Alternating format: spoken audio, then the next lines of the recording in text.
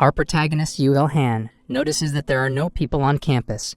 Buses are also not coming, so he walks back home. He goes back home and notices that his parents are also missing. He also realized that time didn't change at all when he left school. The sun hasn't moved either. Time has completely stopped. Just then, a girl appears and claims that time has stopped, except for Il-han. Il-han calls her an intruder, and the girl shows that she is obviously an angel. She introduces herself as Lita. She came to inform Il-han that he had been left behind. Il-han gets confused, but he does remember always being forgotten and left behind as a child. He cries his eyes out. Lita claims that all humans were sent to another dimension except for him, because there will be a cataclysm that will fall on Earth. Earth is leveling up to the next stage, and Manhwa will be released.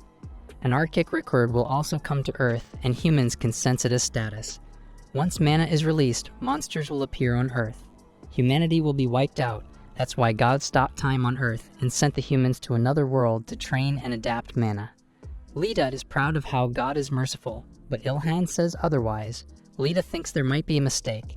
Il-han's stealth skill was able to evade God's attention. Il-han calls God stupid and whines to go to the other world. Lita assures him that God gave him a bonus instead.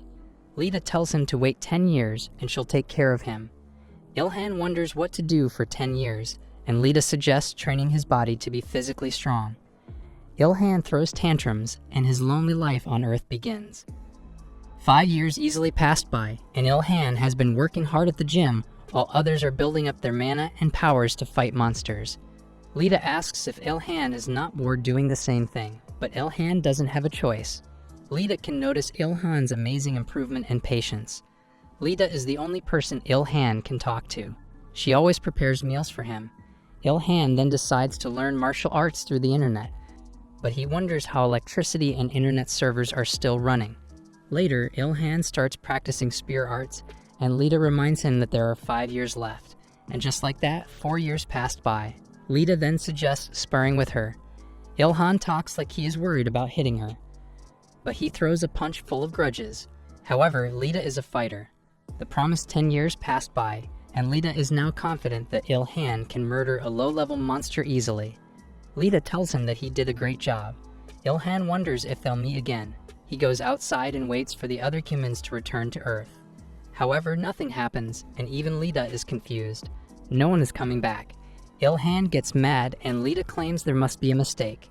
Il-han then throws tantrums again. However, more years passed, but the people did not return, and Il-han continued training. He stopped counting after 50 years. He claims that he has already forgotten his mother's face. Lita only apologizes as Il-han complains about the time. He gets bored of martial arts, and Lita worries. She doesn't want Il-han to fall into despair. Il-han claims that he'll also read books. Lita feels assured and claims that it is a good idea. Il-han has read all kinds of books and embarked on a journey around the world.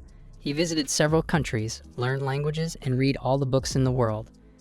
A very long time went by, and he finished reading the last book on Earth. Lita is amazed that Il-han didn't fall into despair after several hundred years. Lita then earnestly prays to God to return the humans to Earth before Il-han falls into despair. Il-han now can hunt wild animals on his own. He also started learning butchery and blacksmithing. Il-han wonders if he can prevent the monsters from appearing if he murders all animals. Lita claims he must murder what she approves of, or the equilibrium of the world will be destroyed. She also almost slips out the monster's true identity, and Il-han almost finds it out. Il-han continues butchering, and Lita is amazed at how Il-han easily picks up new skills. She can't believe he perseveres for hundreds of years. She finds Il-han incredible. After some time, Il-han tries his butchering skills on a sperm whale. Lita gets mad because they are an endangered species. 300 years passed by, and he finally mastered butchering. He takes blacksmithing next, but his hands are no good at all. He keeps on failing until he can make a shabby sword after 5 years. Lita grabs it and claims that it is too dull. She takes it as a commemorative item. She flies away with it and hugs it with a smile.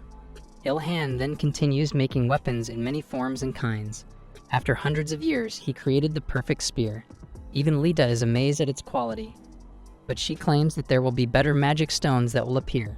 Il-han claims that he can just make a new one. Lita is fascinated by him. After that, Il-han starts picking up martial arts again. Lita can't believe how Ilhan experienced a lot of progress in a single body, but she knows that he will soon reach his limit. She hopes Ilhan can experience something new like opposite-sex relationships. Lita blushes at that thought. She beats up an unlucky bunny while reminding herself that she is an angel, and she can offer herself if it is to help Ilhan as God's order.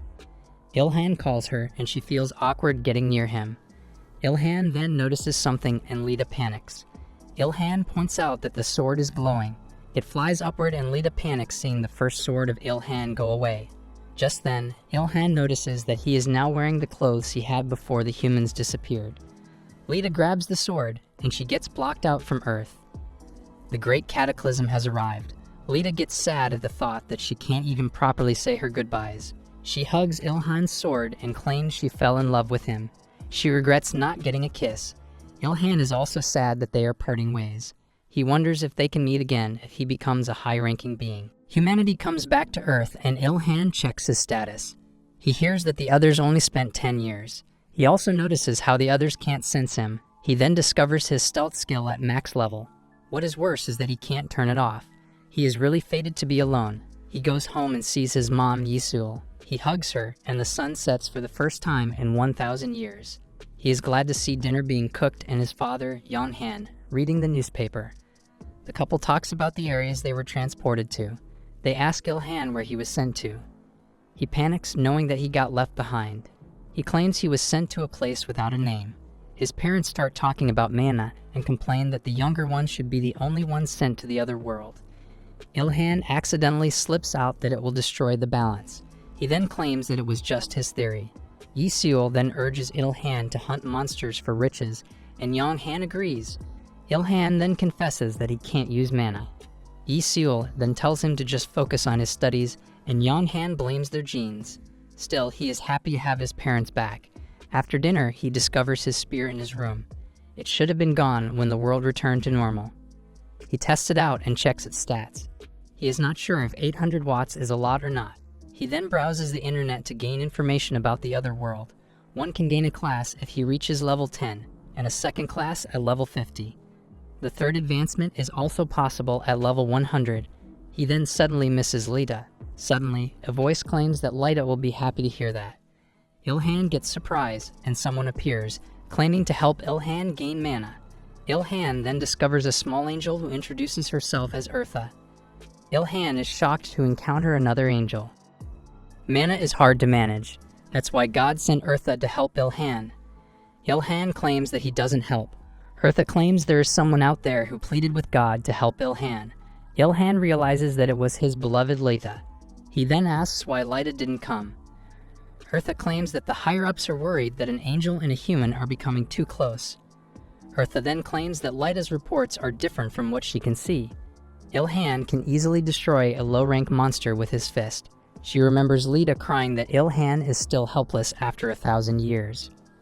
Eartha realizes that love can change a person. She then tells Ilhan that she will support him with Manhwa usage. She claims that her presence around Ilhan will make him accustomed to Manhwa. Because he already spent time with Lita for 1,000 years, he can get Manhwa by the next year. Ilhan then complains that he is monitored 24/7 and can't watch his treasures. Eartha claims that she doesn't care what a lower being like Ilhan does. Ilhan shouts that he misses Lita but tells him to give up. The next day, Ilhan goes to school and encounters patrolling soldiers. He attends class, but he is still invisible. Eartha claims that his stealth skill is far superior to others. Ilhan uses his skill to eavesdrop on others to gain information. He hears about the Empress, who is famous in another world. He also hears about dungeons, and Eartha explains that it is a trap that lures the monster and traps them inside. Humans can easily go in and out of it, though. Ilhan then suggests keeping the monsters in there forever. However, the dungeons cease to exist after some time. Plus, there are monsters too powerful to get trapped, monsters that are strong enough to break barriers and create their own dungeons. Eartha then tells Ilhan that hunting monsters can train your Manhwa. The monsters right now are still weak, but will get stronger after some time. Ilhan worries that he can't defeat one who is Manhwa-less. However, Eartha points out his good physique and claims that Ilhan can defeat monsters up to level 25. Eartha senses something and claims that Ilhan can test it now. Just then, giant insects appeared outside. Everyone panics when they see monsters and dying people outside. Ilhan breaks a chair's leg and swings it around. Eartha is impressed by his craftsmanship, which is totally different from what Lita reported. Ilhan prepares 3 more and wonders if he can hide his identity. The insects wreak havoc outside, and a masked Ilhan comes and immediately murders one monster. He gains level and stat points, especially mana. More insects come, and he easily destroys them. Flying insects come and completely obliterate them. A mosquito attacks him, but it can't penetrate Ilhan's body. Eartha realizes that Ilhan's body has surpassed the limits of a human. Just then, he gets surrounded by insects, but he is still able to wipe them out. A bolt of lightning appears, murdering the rest of the monsters, and a masked one appears. He gets fascinated, but Eartha tells him that there are still monsters. The masked woman easily disintegrates the insects with her lightning, while Ilhan continues slashing them. The army arrives, but they are shocked to see that the monsters are now dead. They discover Ilhan dismembering the monsters for mana stones. He pulls out one and just discovers the crowd watching him. The Empress approaches him and asks Ilhan to help her dismember the monsters. He asks for the dividend, and the Empress offers 40% to Ilhan. The crowd recognizes her as the Empress based on her lightning. The people then talk about Ilhan shooting beams, using a lightsaber, and using an axe. He is sad that he is misunderstood. He continues butchering and gives the Empress her share.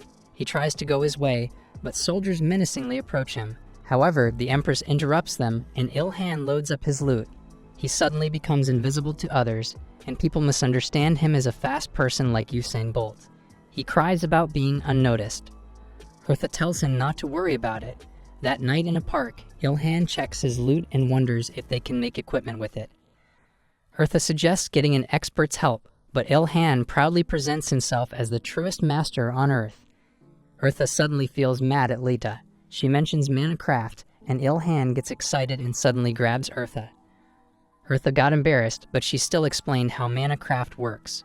Ilhan gets excited again, and Eartha gets mad. She plans to go back to heaven to meet Lita. She can't tell Ilhan that she will scold Lita for not looking after her man properly. She explains that you need to create the gear near the mana stone. Afterward, powder the mana stone and sprinkle it on the equipment like salt, and you will get powerful gear. Eartha claims it would be hard, but Ilhan claims that he won't know unless he tries it. Eartha explains further that you can gear with different abilities and effects. Ilhan started making gears, and he created arm and knee guards. He then applies the grounded mana stone, and he imagines the appearance of the gear he wants. Eartha notices that Ilhan's mana stone is not enough, so she helps him by giving her mana. Ilhan succeeded, and he successfully added a scythe to his arm guard. It is reported in the news that the government is looking for the 2 masked people who murdered the recent monsters. Ilhan is off to school, but his mother Yisul is worried for his safety. However, Yisul has a skill that allows her to monitor her son's movement around the house. Ilhan feels uncomfortable with it, and he tells her that he will run if he sees a monster. On the way to school, Eartha reminds him that the government made a unit of ability users. However, Ilhan is uninterested, though he wants to see the Empress again. Eartha asks if he likes her, but Ilhan claims he does not. She teases Ilhan that she might not be sterile. Ilhan shouts in frustration, but no one notices him because of his max-leveled stealth. Ilhan thought of a reason later. Eartha concludes that Ilhan lost interest in human women. Changing topics, Ilhan is interested in the Empress' impressive mana usage. However, Eartha thinks Ilhan is more impressive for processing monster materials without mana. Just then, Eartha senses a nearby pack of wolves led by a high-leveled wolf. Ilhan complains that things are moving too fast, and Eartha even notices something is wrong since yesterday's event. Ilhan gets mad at her for being calm, and Eartha menacingly claims that she won't show her worries in front of a lower being. Ilhan suddenly misses Leta. Eartha then confesses that Earth is not normal right now, and she asks for Ilhan's help. She explains that when God sent humans to the other world and left the animals on Earth, an unknown error distorted the flow of time on Earth. 10 years on the other world became 1,000 years on Earth. Even though the Earth has reset, the monsters underwent a dramatic change. In conclusion, the monsters on Earth right now are stronger than the ones in other worlds. The heavens are moving to restore the balance. Until then, they need Ilhan's help to exterminate the monsters. Ilhan brings out his spear and attacks the wolves. The wolves attack, but Ilhan easily murders them. Just then, citizens are being attacked by more wolves. Ilhan jumps into action and destroys the wolves. The crowd recognizes him as the Sun Game Bolt from the recent incident. Hertha congratulates Ilhan for having fans, but he claims that he doesn't care about them. He reaches level 10 and is asked by the system to choose a class. Just then, a wolf instructed the others to attack Ilhan. Ilhan finds it fascinating that they are smart. He murders the wolves because he keeps getting experience points. Just then, a wolf takes a citizen hostage. However, Ilhan claims it doesn't change anything now. Onlookers check out what will be Ilhan's move. Ilhan throws his spear and obliterates the wolf. Hertha now worries that Ilhan threw out his weapon. However, Ilhan uses his fist to murder the wolves and shows the results of his training with the Queen of Combat. Watching Ilhan, Hertha thinks Lita raised a monster. However, she notices that his moves are not light as teaching. Ilhan destroys the rest of the wolves, and a gun is suddenly pointed at his head. Ilhan gets surrounded by the army, but the citizens condemn them. The female lieutenant is surprised that Ilhan has already defeated the monsters. She approaches Ilhan, apologizes, and talks about how they want to recruit him. However, Ilhan has already disappeared from their sight, although he is still around butchering the monsters. The lieutenant discovers him, and he immediately declines whatever she wants to say. He declines to join them because he feels like things will get annoying for him. Hertha tells him to work alone. Ilhan realizes that taking all the corpses alone is too much for him, so he asks the army if he can sell the materials to them. The lieutenant agrees, but Ilhan won't include the mana stones. The lieutenant films Ilhan butchering the monsters and sends the video to someone. Her higher-up orders her to bring Ilhan to them, even if it means seducing him. The lieutenant thinks it is impossible, and Ilhan asks them to pay him in cash. Ilhan wonders if the mana stone is tasty, but Hertha strongly warns him not to eat it. Ilhan is then given cash, and the female lieutenant tries to seduce him, but Ilhan ignores her. He distracts them with a device, and he disappears from their sight. Ilhan then walks away. Ilhan checks the classes he can choose. Hertha recommends being a Lancer or Grappler because of Ilhan's skill set. Ilhan thinks being a Lancer is good because he likes using weapons and creating them. Suddenly, a new choice appears, and Ilhan shouts that it is the Blurred Lancer. Hertha claims that it is a unique class, and he must choose it no matter what. Ilhan then chooses it, and his attack increases when attacking in stealth mode. However, Ilhan realized something. Blood and blurred are spelled the same way in Korean. Hertha also just realized it. Just then, Ilhan's body and stats change, except for his title with passive stealth. A person with a first class will take a long time to level up. However, Ilhan is not normal. Ilhan runs again to hunt for monsters as Heaven's proxy and wonders if the Empress is also one. Hertha just tells Ilhan to work harder so he can get better rewards than the other proxies. Just then, he discovers a massive brown bear and brings out his spear. He then confronts the bear. Ilhan equips his mask and activates his stealth. He jumps over the bear and attacks its head. However, one strike was not enough to defeat the bear. He then tells the army and citizens to run away. The bear gets distracted by the fleeing people. Ilhan moves to attack the bear again. The bear fights back, and it loses Ilhan. Hertha tells him to activate his stealth back. Ilhan wonders if his current weapon is enough. His body is the same as what he built up for the last 1,000 years. He remembers how Lita compliments him for cutting a strand of her hair when he attacked. He focuses on one point and attacks the bear on its head. The bear stops moving and Ilhan manages to bring it down. The bear's Gigantify skill turns off and Ilhan starts butchering it. Just then a car arrives, and Hertha sees that they are ability users. The ability users are surprised to see that the monster is already defeated. They recognize Ilhan by his nickname. One of them doubts Ilhan's ability to murder the monster alone, but the others are amazed at him. However, Ilhan hates small talk and ignores it. Yoo-jun tries to shake hands, but Ilhan ignores him. He then claims to be stronger than anyone else, including Ilhan. Ilhan then scolds him for looking like a rival. He points out that Yoo-jun should focus on becoming the best version of himself. However, his words are only in his thoughts. A few moments later, a soldier approaches him and discusses something. Ilhan is advised to download an app that can show where the monsters are appearing. He leaves, and another soldier asks if it is fine not to recruit Ilhan. The lieutenant claims it is better not to force or offend Ilhan. Meanwhile, Hertha commends the lieutenant's wits. She thinks Ilhan will wipe them out if he is forced. The lieutenant understood what was best to do. Just then, monsters appear. Ilhan moves and destroys 3 nearby monsters, but he only gains 1 level. Eartha claims that his unique class requires more experience. At least Ilhan has a lot of money now and plans to buy property. However, it is not smart to do it because they will discover him. Eartha offers to erase the official's memories this time, and Ilhan thanks him. The next day, a system appears announcing that humans can go back to the Otherworld to receive proper compensation for Earth's error. Ilhan is unhappy that he'll be alone again. Later, Eartha explains that it is a safer way for others to gain experience. Ilhan is mad that he is left out again. He feels depressed that he can't go to the Otherworld like the others. Eartha tells him it will be possible if he becomes a greater being. He can go to the Otherworld and the heavens. Ilhan then realizes that he can see Lida again. Eartha realizes that she is currently acting as their messenger of love. She suddenly feels sour. She then tells Ilhan to get stronger, but it might take millennia. He goes out of his room, and the whole family hears the news about martial law being declared in Korea. Just then, Ilhan suggests his parents go to the Otherworld. His father, Yonghan, claims it is pointless because he can't get stronger there despite his efforts.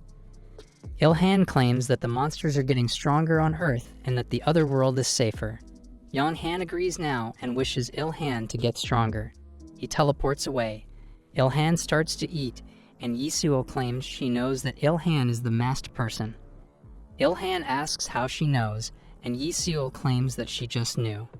Ilhan is surprised by his mother's skill. She then warns Ilhan to be careful, not with monsters but with humans. She also left the dishes to Ilhan. Eartha also leaves to report to the heavens. Later, Ilhan goes to a storage unit he recently bought to use as his workshop. He checks his current materials and realizes that it will take a long time to process them. Eartha arrives and claims it will be easier with magic. Ilhan turns and gets surprised to see Eartha in human size. She then asks for his hand so she can give him rewards. A system appears and announces that he is the most successful among agents. Ilhan obtains the Eternal Flame. Eartha tells him to look at his furnace. The Eternal Flame always burns, and it is a precious flame from the heavens. Ilhan is happy to receive it. Eartha claims that's what she asked Lida. Ilhan is happy, while Eartha curses the long-distance couple. Ilhan is also given a quest since he couldn't go to the Otherworld. He is tasked with creating dungeons on Earth. He is confused about why they chose him. He then realizes that he is being used for their purposes.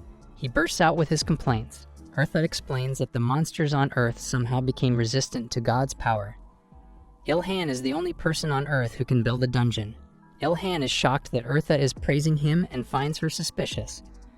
Eartha promises that there will be rewards. She further explains that they will have nowhere to go, and that humanity will suffer as a result. Eartha brings out the materials that Ilhan can use. Ilhan is also given tools. He is happy to receive it, but Eartha corrected him by saying that they are only letting him borrow the tools. Ilhan now wonders how he can make dungeons. Eartha brings out a blueprint. Ilhan needs to create a magic tool that attracts the monsters and transforms them to surround the area and become a dungeon. Ilhan knows that this task is going to be hard, but he is excited about the rewards he will receive. Eartha assures Ilhan that he will get the best rewards. Ilhan then starts crafting, and Eartha hopes she didn't make a mistake. She wonders what happens if Ilhan chooses to become a blacksmith instead of a lancer. Ilhan might be able to create weapons that can challenge the power of the gods. Ilhan managed to create the basic shape, and he hopes he won't mess up the next step. He starts with full concentration, and Eartha realizes that this is how Lyta felt with Ilhan during the past millennia. She smiles at Ilhan, but later thinks there's nothing to it. Just then, Ilhan claims that it is now complete. Eartha is surprised. Ilhan reaches the maximum level of blacksmithing and gains the title of Creator of Legends. Ilhan is mad that he is left out again. He feels depressed that he can't go to the other world like the others. Eartha tells him it will be possible if he becomes a greater being. He can go to the other world and the heavens. Ilhan then realizes that he can see Lida again. Eartha realizes that she is currently acting as their messenger of love. She suddenly feels sour. She then tells Ilhan to get stronger, but it might take a millennium. He goes out of his room, and the whole family hears the news about martial law being declared in Korea. Just then, Ilhan suggests his parents go to the other world. His father, Yonghan, claims it is pointless because he can't get stronger there despite his efforts. Ilhan claims that the monsters are getting stronger on Earth and that the other world is safer. Yeonhan agrees now and wishes Ilhan to get stronger. He teleports away. Ilhan starts to eat, and Yisuo claims she knows that Ilhan is the masked person. Ilhan asks how she knows, and Yisuo claims that she just knew. Ilhan is surprised by his mother's skill. She then warns Ilhan to be careful, not with monsters but with humans. She also left the dishes to Ilhan. Eartha also leaves to report to the heavens. Later, Ilhan goes to a storage unit he recently bought to use as his workshop. He checks his current materials and realizes that it will take a long time to process them. Eartha arrives and claims it will be easier with magic. Ilhan turns and gets surprised to see Eartha in human size. She then asks for his hand so she can give him rewards. A system appears and announces that he is the most successful among agents. Ilhan obtains the eternal flame. Eartha tells him to look at his furnace. The eternal flame always burns, and it is a precious flame from the heavens. Ilhan is happy to receive it.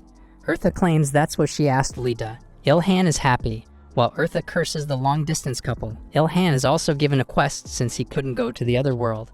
He is tasked with creating dungeons on Earth. He is confused about why they chose him. He then realizes that he is being used for their purposes. He bursts out with his complaints. Eartha explains that the monsters on Earth somehow became resistant to God's power. Ilhan is the only person on Earth who can build a dungeon. Ilhan is shocked that Eartha is praising him and finds her suspicious. Eartha promises that there will be rewards. She further explains that they will have nowhere to go, and that humanity will suffer as a result. Eartha brings out the materials that Ilhan can use. Ilhan is also given tools. He is happy to receive it, but Eartha corrected him by saying that they are only letting him borrow the tools. Ilhan now wonders how he can make dungeons. Eartha brings out a blueprint. Ilhan needs to create a magic tool that attracts the monsters and transforms them to surround the area and become a dungeon. Ilhan knows that this task is going to be hard, but he is excited about the rewards he will receive. Eartha assures Ilhan that he will get the best rewards. Ilhan then starts crafting, and Eartha hopes she didn't make a mistake. She wonders what happens if Ilhan chooses to become a blacksmith instead of a lancer. Ilhan might be able to create weapons that can challenge the power of the gods. Ilhan managed to create the basic shape, and he hopes he won't mess up the next step. He starts with full concentration, and Eartha realizes that this is how Lyta felt with Ilhan during the past millennia. She smiles at Ilhan, but later thinks there's nothing to it.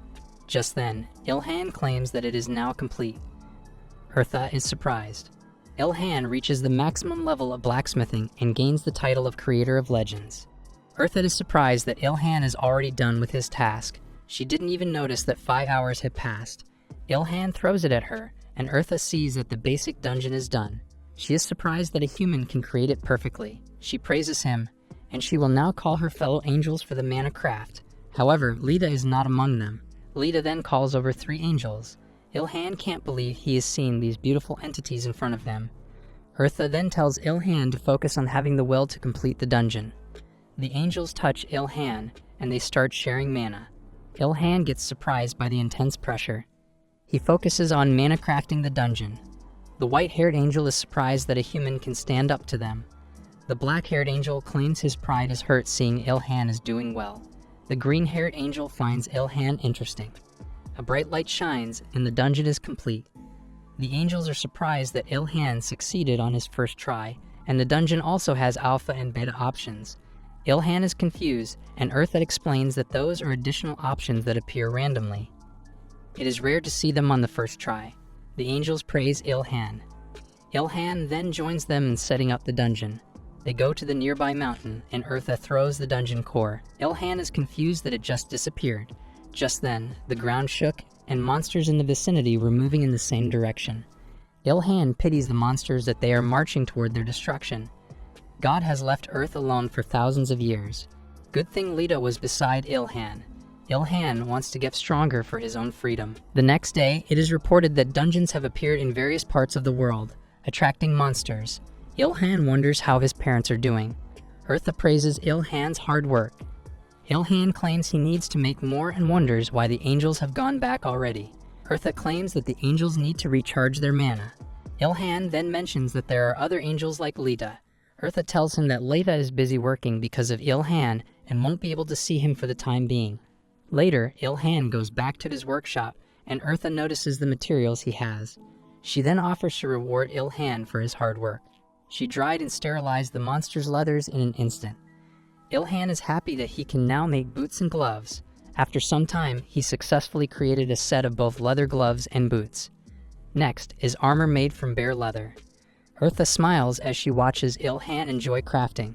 A day passed by, and Ilhan was successful in creating the bear armor. However, Ilhan strengthens it further using the monster bones and gains armor with better quality. There is even an additional function that makes spikes pop out like a porcupine. Eartha remembers the hidden mantis blade and asks why Ilhan is making these kinds of things. Ilhan claims that it is every man's dream. Eartha calls him nonsense. They notice that there are monster bones left, and Ilhan makes a butchering knife out of them. He even used a skull to make a mask. Ilhan equips everything, and Eartha is shocked at how the mask has made Ilhan's presence weaker than ever. Just then, they hear a loud explosion. A monster appeared, and Eartha can't believe that it hasn't been trapped in the dungeon yet. Ilhan hopes it is not stronger than the brown bear, or he doesn't have a choice but to create a new armor. He then brings out his spear and fixes it. It suddenly gained more attack power after a little fix, and Ilhan asks to have the heavenly tools for himself, which Eartha declines. Ilhan and Eartha arrive at the scene and discover a huge leopard. The military can't do anything against the monster. Ilhan also notices awakened ones. They are far too weak, and others are in the other world. Ilhan wears his mask and runs forward. Eartha warns him that the leopard is stronger than the bear. A tank shoots at the leopard, but the attack is ineffective. The leopard gets mad and grabs the tank, trying to eat it. Ilhan appears and attacks the leopard's eye. He successfully landed a critical hit. People recognize him again, and they are glad that he didn't go to the other world. The leopard throws away the tank, and Ilhan follows it. He slices the tank open and saves the two soldiers inside.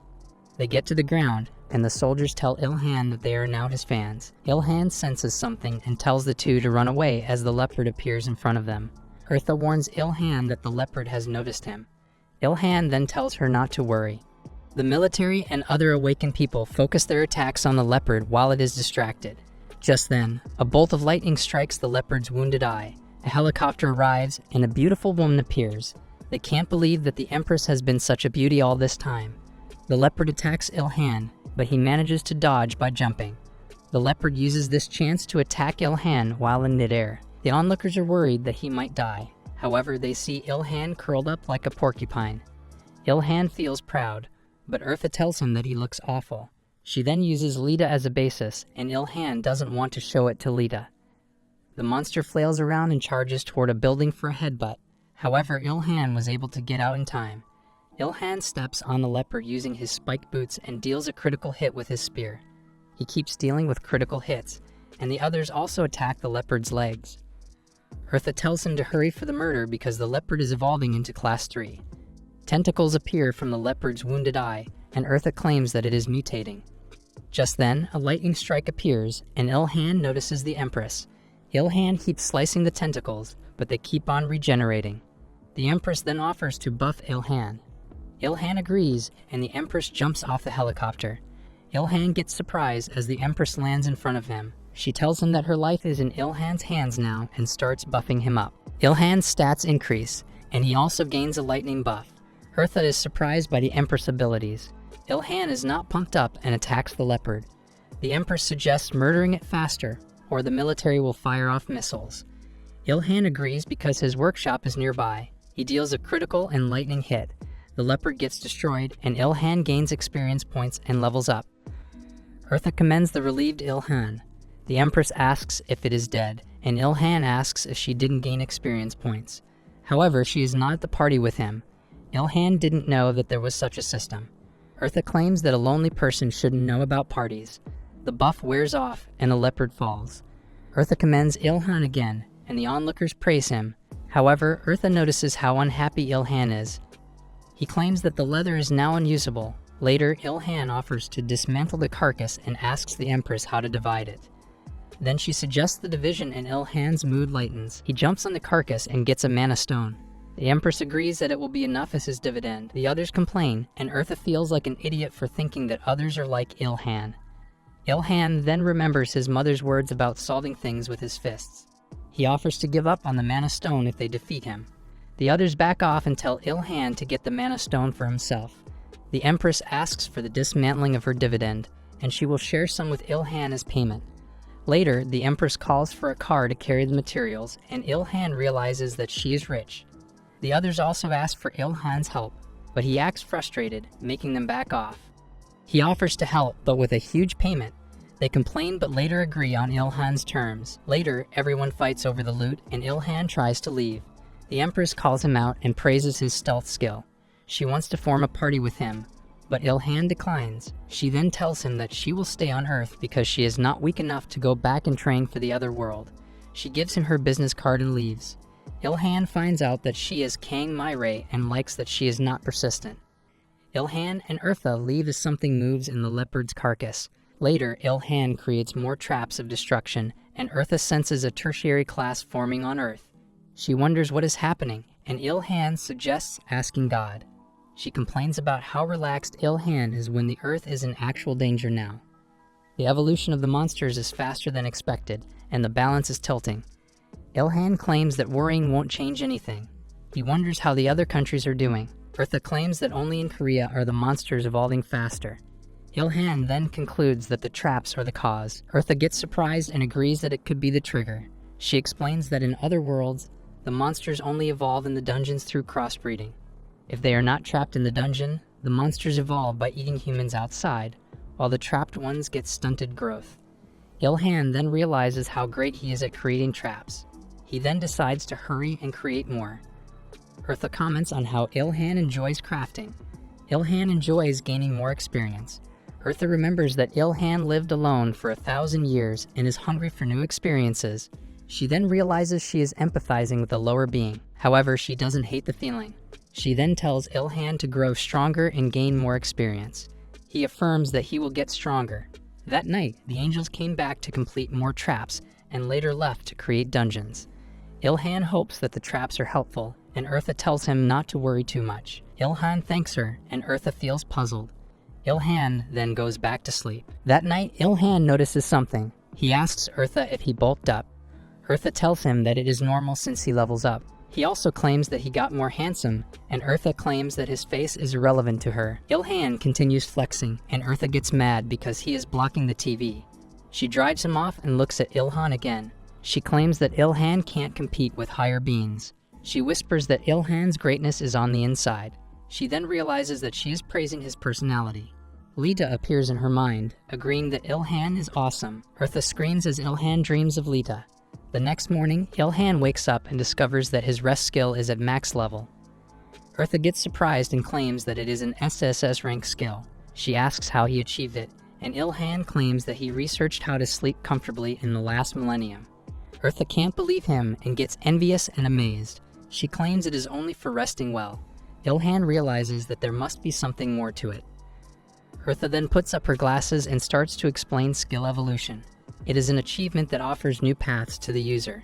In simpler terms, you get overpowered after the skill evolution. Ilhan currently has taijutsu, spear arts, rest, and stealth that are ready to evolve.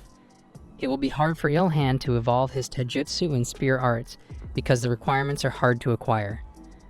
Eartha then tells Ilhan to check the rest skill. He sees the requirements for evolution and complains about how hard it is to acquire them. However, Eartha claims that they are the easiest for now. She then tells him to check spear arts, and Ilhan gets speechless upon seeing the requirements. Ilhan gets mad and goes back to bed. Eartha worries that Ilhan's leveling speed is slower and he doesn't have mana yet. Even if he gets his overpowered martial arts, other humans will surpass him sooner. If he learns mana, he will become someone who will rule over the Akashic records. Eartha wonders what kind of revolution Ilhan will cause when he gets stronger. She pauses and decides to stop thinking about it for now, or it will become dangerous soon. Later, Ilhan asks where to get the requirements. Eartha tells him that those monsters will appear on Earth once mana is activated. The news on TV then reports that the leopard's body disappeared along with the people who were sharing the loot. A dungeon might have swallowed them. However, Ilhan knows that there is another monster. Eartha is 99.9% sure that the leopard was dead. She claims that there is a 0.01% chance that the leopard was pregnant. Ilhan did take a quick glance at the black figure on the screen. He regrets not completing the butchering, but Eartha tells him that it was the greedy people's fault. She didn't expect Ilhan to be affected. She still can't understand him. They then realize why the leopard acted mad, to hide its baby. Eartha also feels at fault for not thinking about the possibilities, especially since the baby got a stealth skill. Nobody noticed it hiding. The people spent too much time arguing while the baby was being born and later attacked the people around it. Ilhan worries, and Eartha confirms that it might be the tertiary class monster she sensed before. Ilhan turns off the TV and plans to prepare. He doesn't plan to lose to another stealth user. Eartha then claims that it is impossible to excel in all stats, so the monster might have weaker defense or strength. Ilhan suddenly remembers getting help and plans to call someone. Eartha stops him so he won't get his identity revealed. Ilhan later uses a public phone and calls Kang Myrae. Ilhan gets embarrassed introducing himself using his nickname. He then tells her about the news that it is a strong monster with stealth skills. Myrae agrees that it is indeed a dangerous situation. The call ends, and Ilhan is impressed by how Myrae caught on to things so quickly. Her connection to the military and government is more impressive. Ilhan then gets ready for their mission. He later prepares the materials he got from the leopard monster. Eartha wonders what Ilhan will make, as she knows that the steel spear is enough. Ilhan tells her to watch, but Eartha gets mad and keeps pulling Ilhan's hair. Ilhan claims that he will make posts. Using the leopard's bones, Ilhan created huge posts. Eartha thought Ilhan was going to make a necklace for a giant, but the satisfied Ilhan tells her that she knows nothing. Eartha gets mad. She thought Ilhan was making spears. However, it is a harpoon. Ilhan tells her that a harpoon can be used to pull the prey back once hit. A harpoon has great penetration, and it is hard to take it out once it is in. Ilhan then makes a rope using the leopard's leather. Eartha asks him if he is using mana when quickly making things. However, Ilhan claims he won't be making weapons if he has mana, and he can just straight up beat up the monster. Ilhan finishes everything, and Eartha finds him evil for using the mother to kill the baby leopard. He then starts to mana craft, and Eartha finds it a waste to use the stones. Ilhan claims that it is for his own survival. He uses the mana craft, and he finishes the hunter's harpoons. Eartha is shocked at how fast Ilhan's mana craft is. It also has more options. It had a high attack power and an increase in critical hits. Eartha's head aches to see the impossible happen. Later, Ilhan contacts Myrae again and reminds her not to be rash. Myrae wonders why it is still in the area, and Ilhan claims that the monster is looking to avenge its mother's death. Myrae asks if Ilhan has plans. Ilhan will make the monster unable to use its stealth skills. Myrae then wishes him luck. Ilhan and Eartha go to the monster area, and Ilhan laughs after sensing the monster being confident with its stealth skills.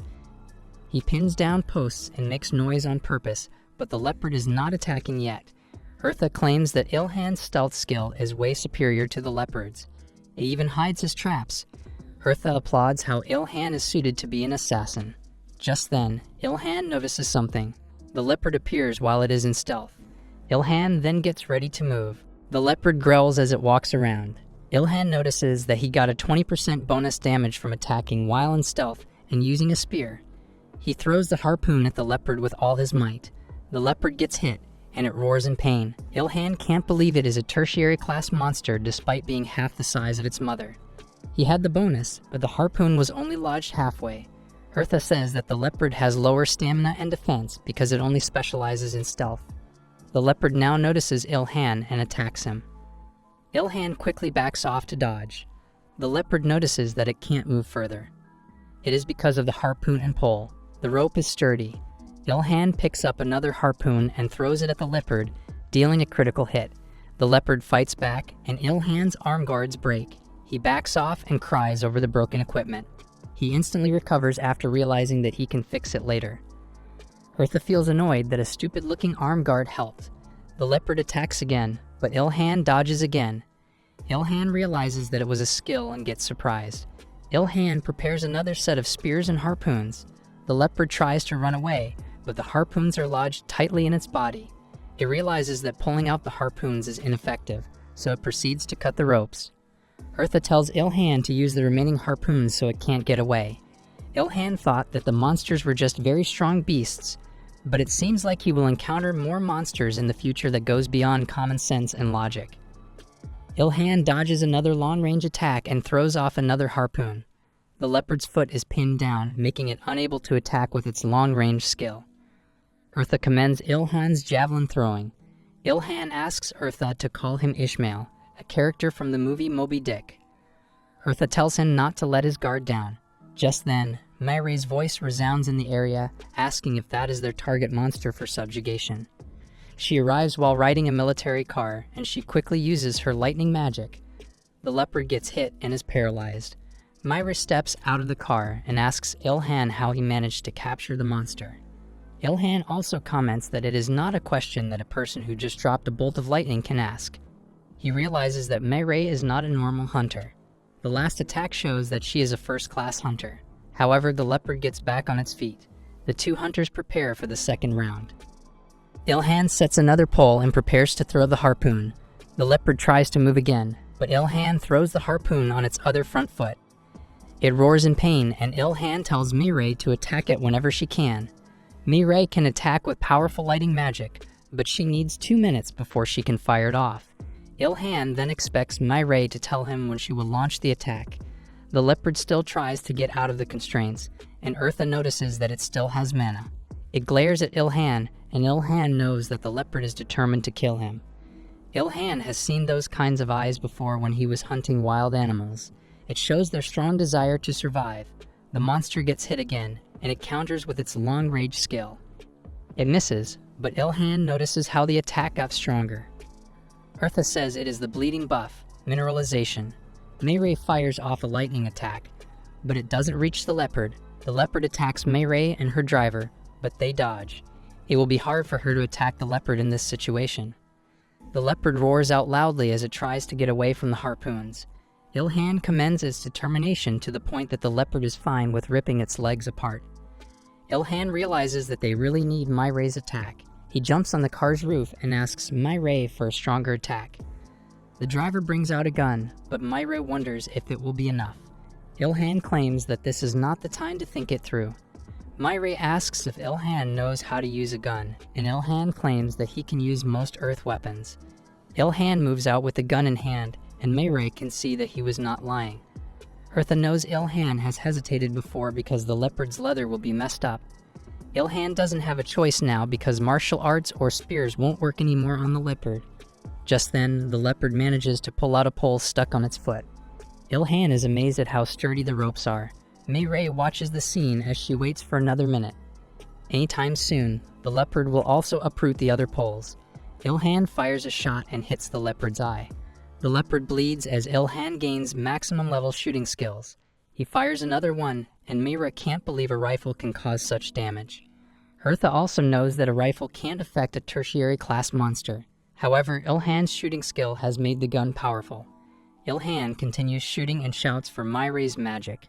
Meirei just needs a few seconds, and she starts counting down. Ilhan lets go of the rifle and grabs a harpoon.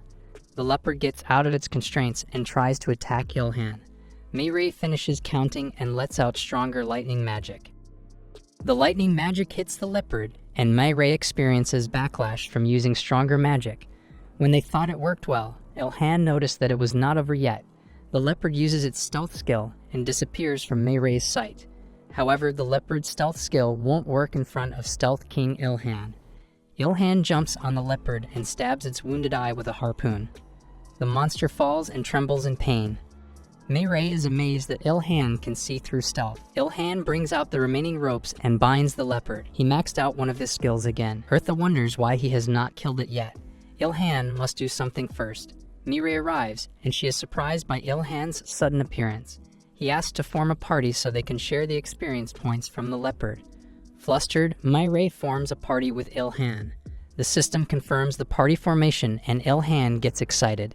He sees new windows that can check the status of other party members. Meirei is confused and acts surprised that Ilhan is acting like it is his first time forming a party. Ilhan gets flustered and makes up a reason.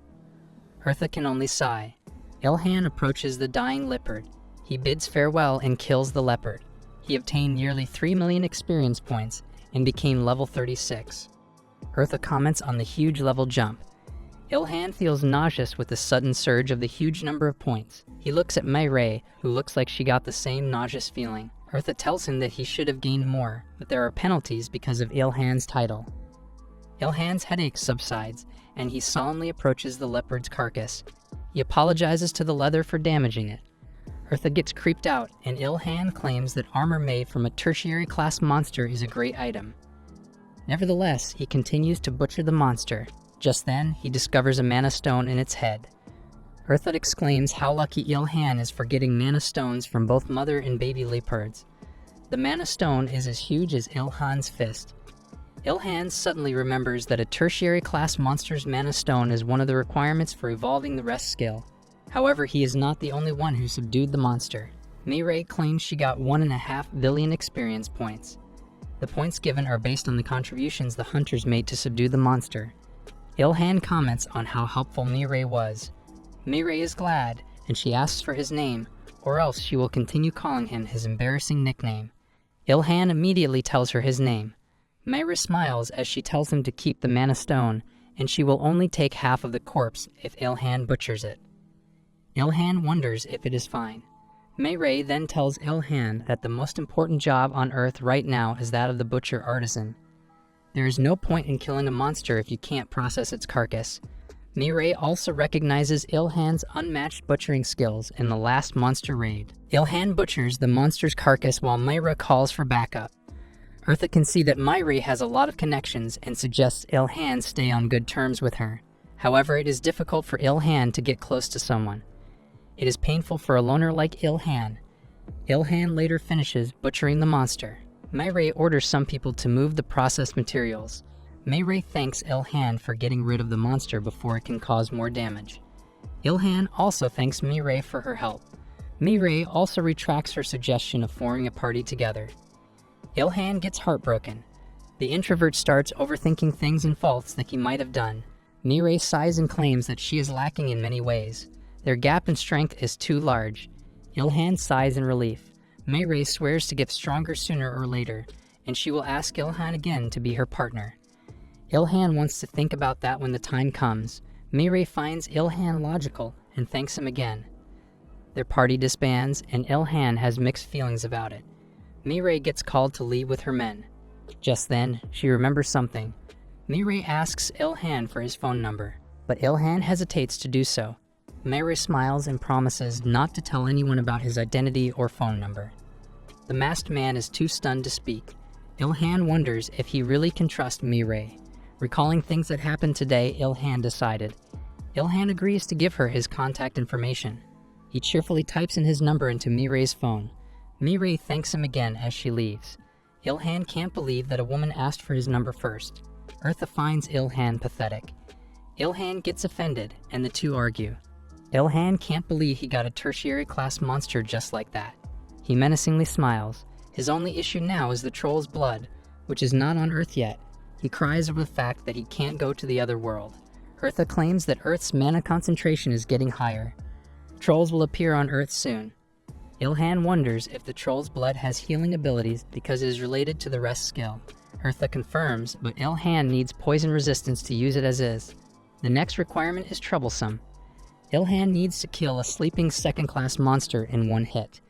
Ilhan needs to strengthen his weapon. He asks Eartha for materials, but she immediately refuses. Eartha gets mad and claims they already provided him with the tools. He notices that he can still use the harpoons. As he wonders what to do with the muscles and tendons, the eternal flame surprises him and eats them. The tendons suddenly change form, and Ilhan gets excited. He stops the eternal flame and gets the tendon out of the flame. He gets excited over new material. He finds the new material fascinating and calls it the Giant's Rubber Band. Eartha wonders how Ilhan will use it. It is stretchy, durable, fire-resistant, and also resistant to shock and water. He wants to make a bunker with it. Ilhan explains how it looks and works to Eartha. Its attack power will be top tier and fierce. He pours more tendons into the eternal flame. Ilhan menacingly laughs after finding a new source of power. Eartha's head aches seeing the maniac behind her. She can't believe that Ilhan has a lot of ideas. She is now excited about what will be Ilhan's future projects. Ilhan starts drafting his new weapon. He will use the leopard's teeth as bullets. He wants to strengthen it with the mana stone, but Eartha finds it strong enough. Ilhan might need it to fight another tertiary class monster in the future. Ilhan gets worried. Ilhan promises to find a mana stone for the pile bunker. He immediately finishes the pile bunker. He immediately tries it out, but the rubber band is more resistant than expected. He calls his mom as he pulls the rubber band. It took him 2 seconds, longer than he expected, to put it in the first level. He just realized that it is hard to use it in a real scenario. He needs to call for his ancestors instead next time. He tries it out with the powers of his ancestors, but it takes him more time to load the other levels. The pile bunker stat window appeared, and it had more options. However, Eartha finds it disadvantageous to use. Ilhan plans to use it when he encounters giant monsters. He immediately moves on to making weapons for smaller enemies. Eartha gets mad and tells Ilhan to rest. Time passes, and Ilhan manages to create a lot of traps of destruction until his mana craft level reaches 24. He quickly creates one after another, and the angels are impressed by the qualities. Eartha reminds him that he just needs to create less than usual. It is because the ones Ilhan is making now are overflowing. The traps' qualities are getting better with a wider range and might overflow existing traps on Earth. The monsters might leave their current traps and go to the new traps. These might result in new monsters being born that might chew on the traps. Ilhan shivers in fear and doesn't plan to meet another tertiary class monster. He was only able to defeat the Shadow Leopard because of its stealth. He even needed help to defeat it. He can't defeat a 4th class monster by himself right now. Eartha tells them to decrease the traps in the meantime to stop an overflow.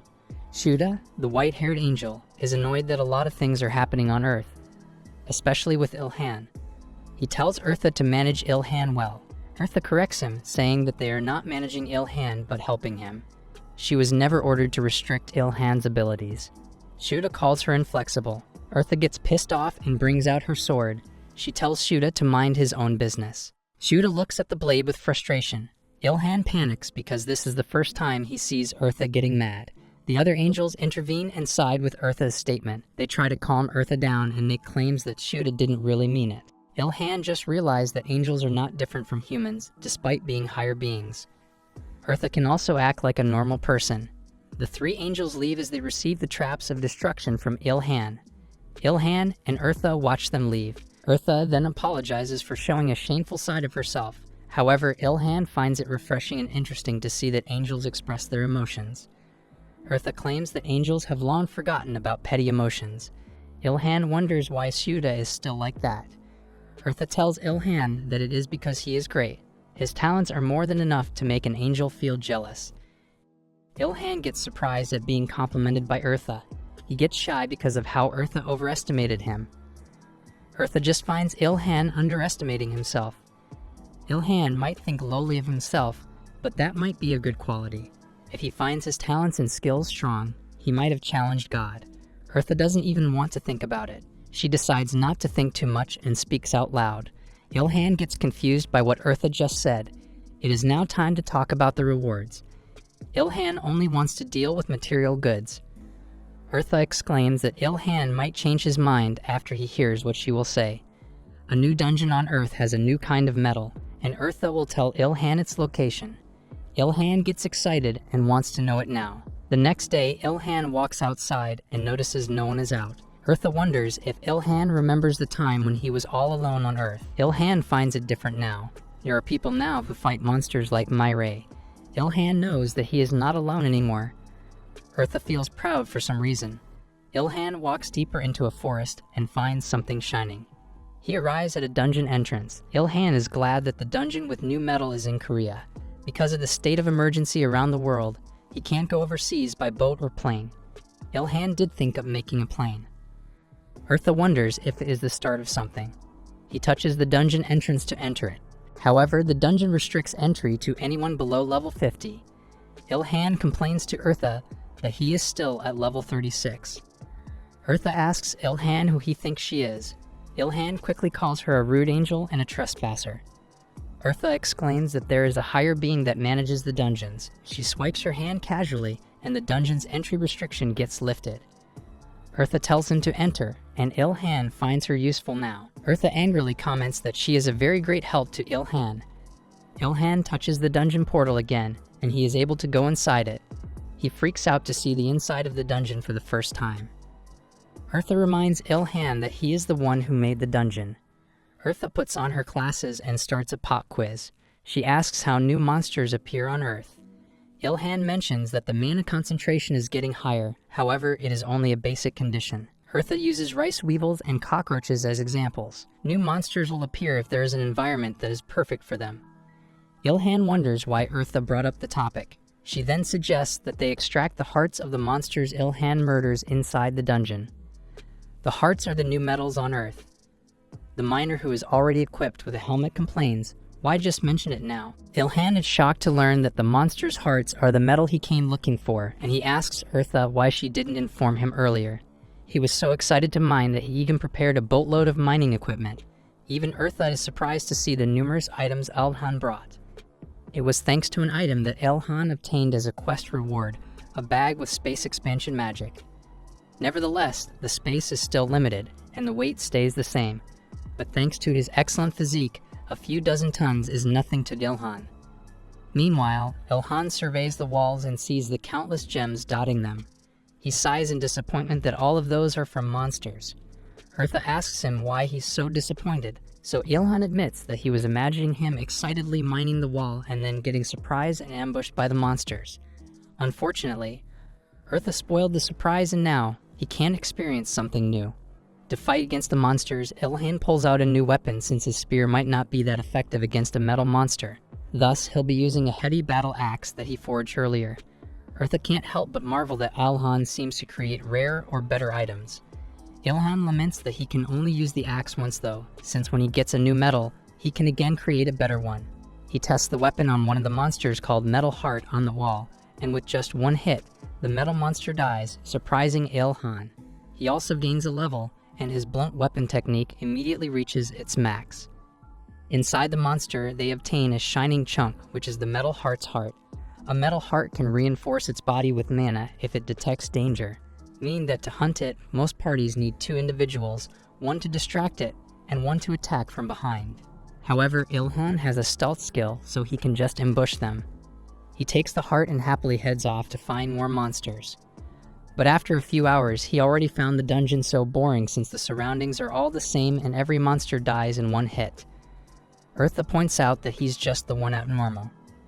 A little while later, they come upon a new enemy, a level, 74 Big Metal Heart. Ilhan pulls out his pile bunker and uses it on the enemy. With one hit, it explodes into tiny pieces. However, the pile bunker's bullet gets destroyed, so he wonders if he should just make case shots instead. From the monster's corpse, he obtains a large heart. Eartha shares that the King Metal Heart, which is the final form of Metal Hearts, has the highest durability in the world, but it won't be in that dungeon since it's a quaternary class monster. It was rare to see a Big Metal Heart monster in the dungeon. Against all odds, however, they encounter another Big Metal Heart. Instead of using his pile bunker again, Ilhan decides to use his other weapons, specifically a huge hammer. With that, he happily continues hunting. A few days pass like this, and Ilhan earned a couple of levels and materials before clearing the whole dungeon. Eartha suggests they leave now since they can just return if they need more metal. Outside, the other angels were there to meet him, and the installation of the traps of destruction all over the earth was finished. With the dungeons all over the world activating, monsters began disappearing a little at a time, and once the monsters were trapped inside the dungeons, civilization began to regain its security and stability. Korea, Japan, China, and other Asian nations are finding peace once again. On the other hand, there are also reports that quests from the other world are decreasing. Eartha explains to Ilhan that they are limiting the quest rewards till people return to Earth so they can get rid of the monsters there. Meanwhile, Ilhan has also finished blacksmithing. Thanks to his effort, he managed to make a full plate armor with not only 2 additional options but 3. It's near impossible for an item without mana craft to have 3 options, but thanks to Ilhan's Creator of Myth title, he was able to do the impossible. Eartha advises him not to sell these items since it would be dangerous if people knew about his abilities. He also created a bunch of weapons and retired his old spear. He feeds it to the eternal flame which grows each time he feeds it. After a long day of blacksmithing, he returns home and finds that his parents have also arrived from the other world. He happily joins them for dinner while his dad leaves to go to work.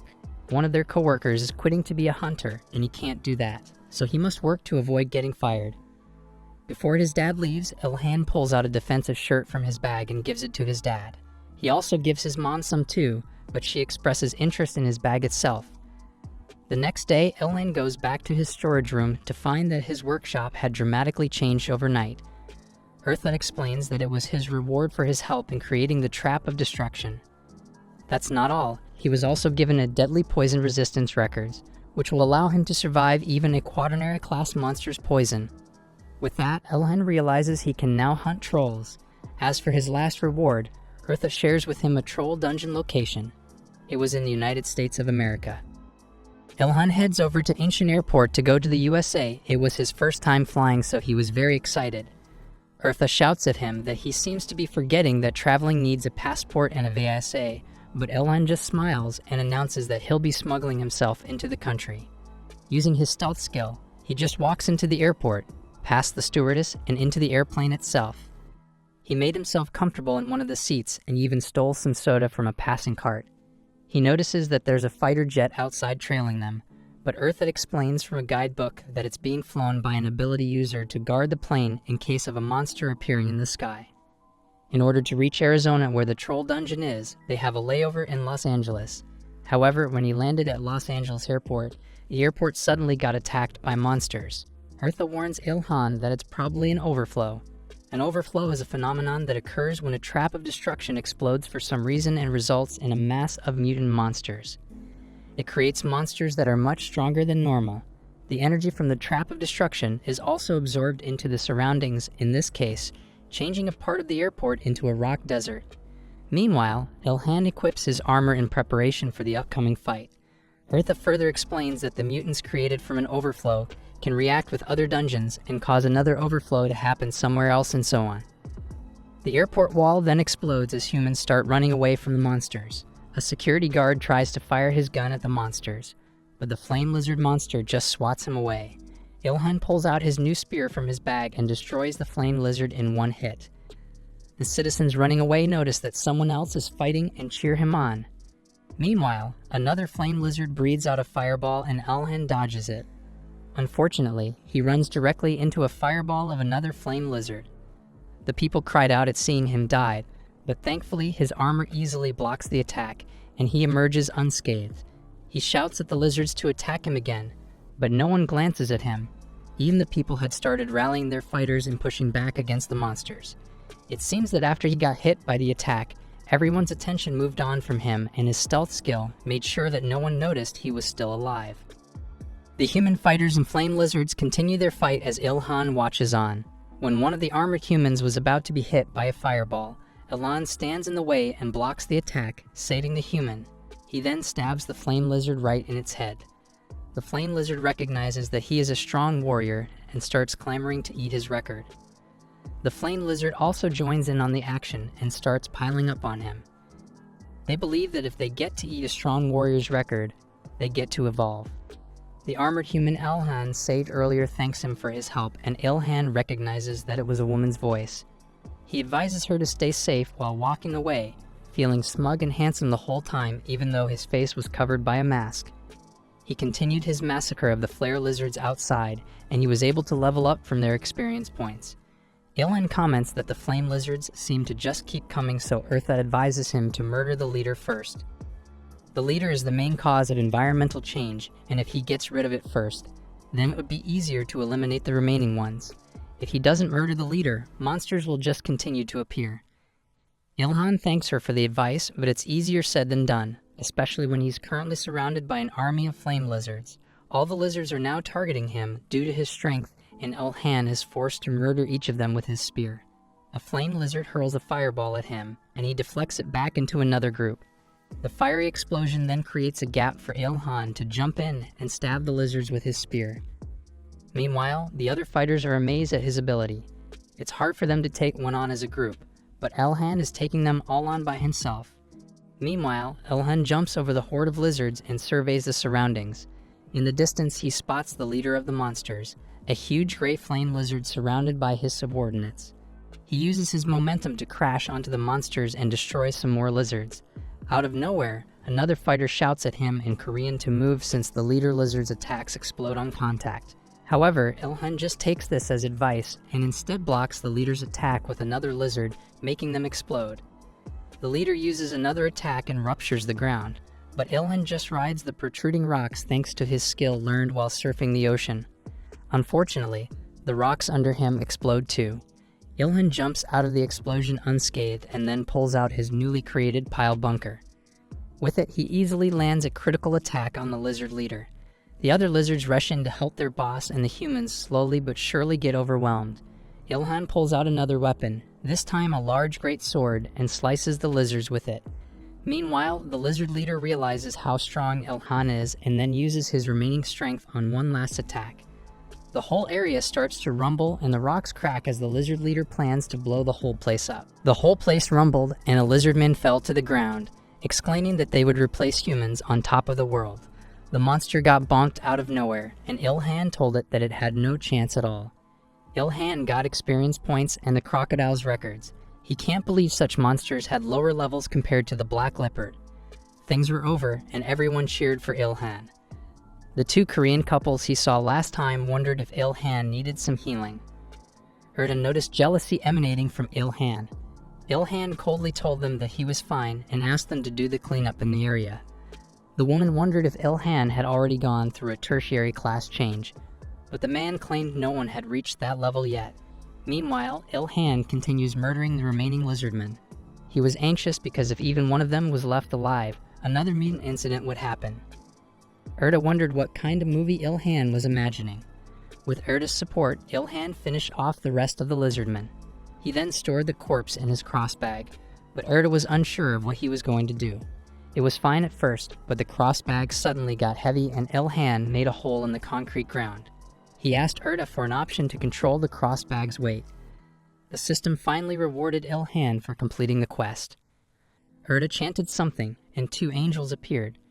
Feta wondered what was wrong, and Erda asked for their help with mana crafting. The two can see the cross bag totally lodged on the ground and realize what was wrong. They then started applying mana to it, and the mana craft was done. Erda handed over the cross bag to Ilhan, which was now adjustable. Feta laughed suspiciously while watching them. She claimed that the person she was supervising was also on the battlefield. Ilhan got confused, and Erda explained that angels assist excellent and rare ability users.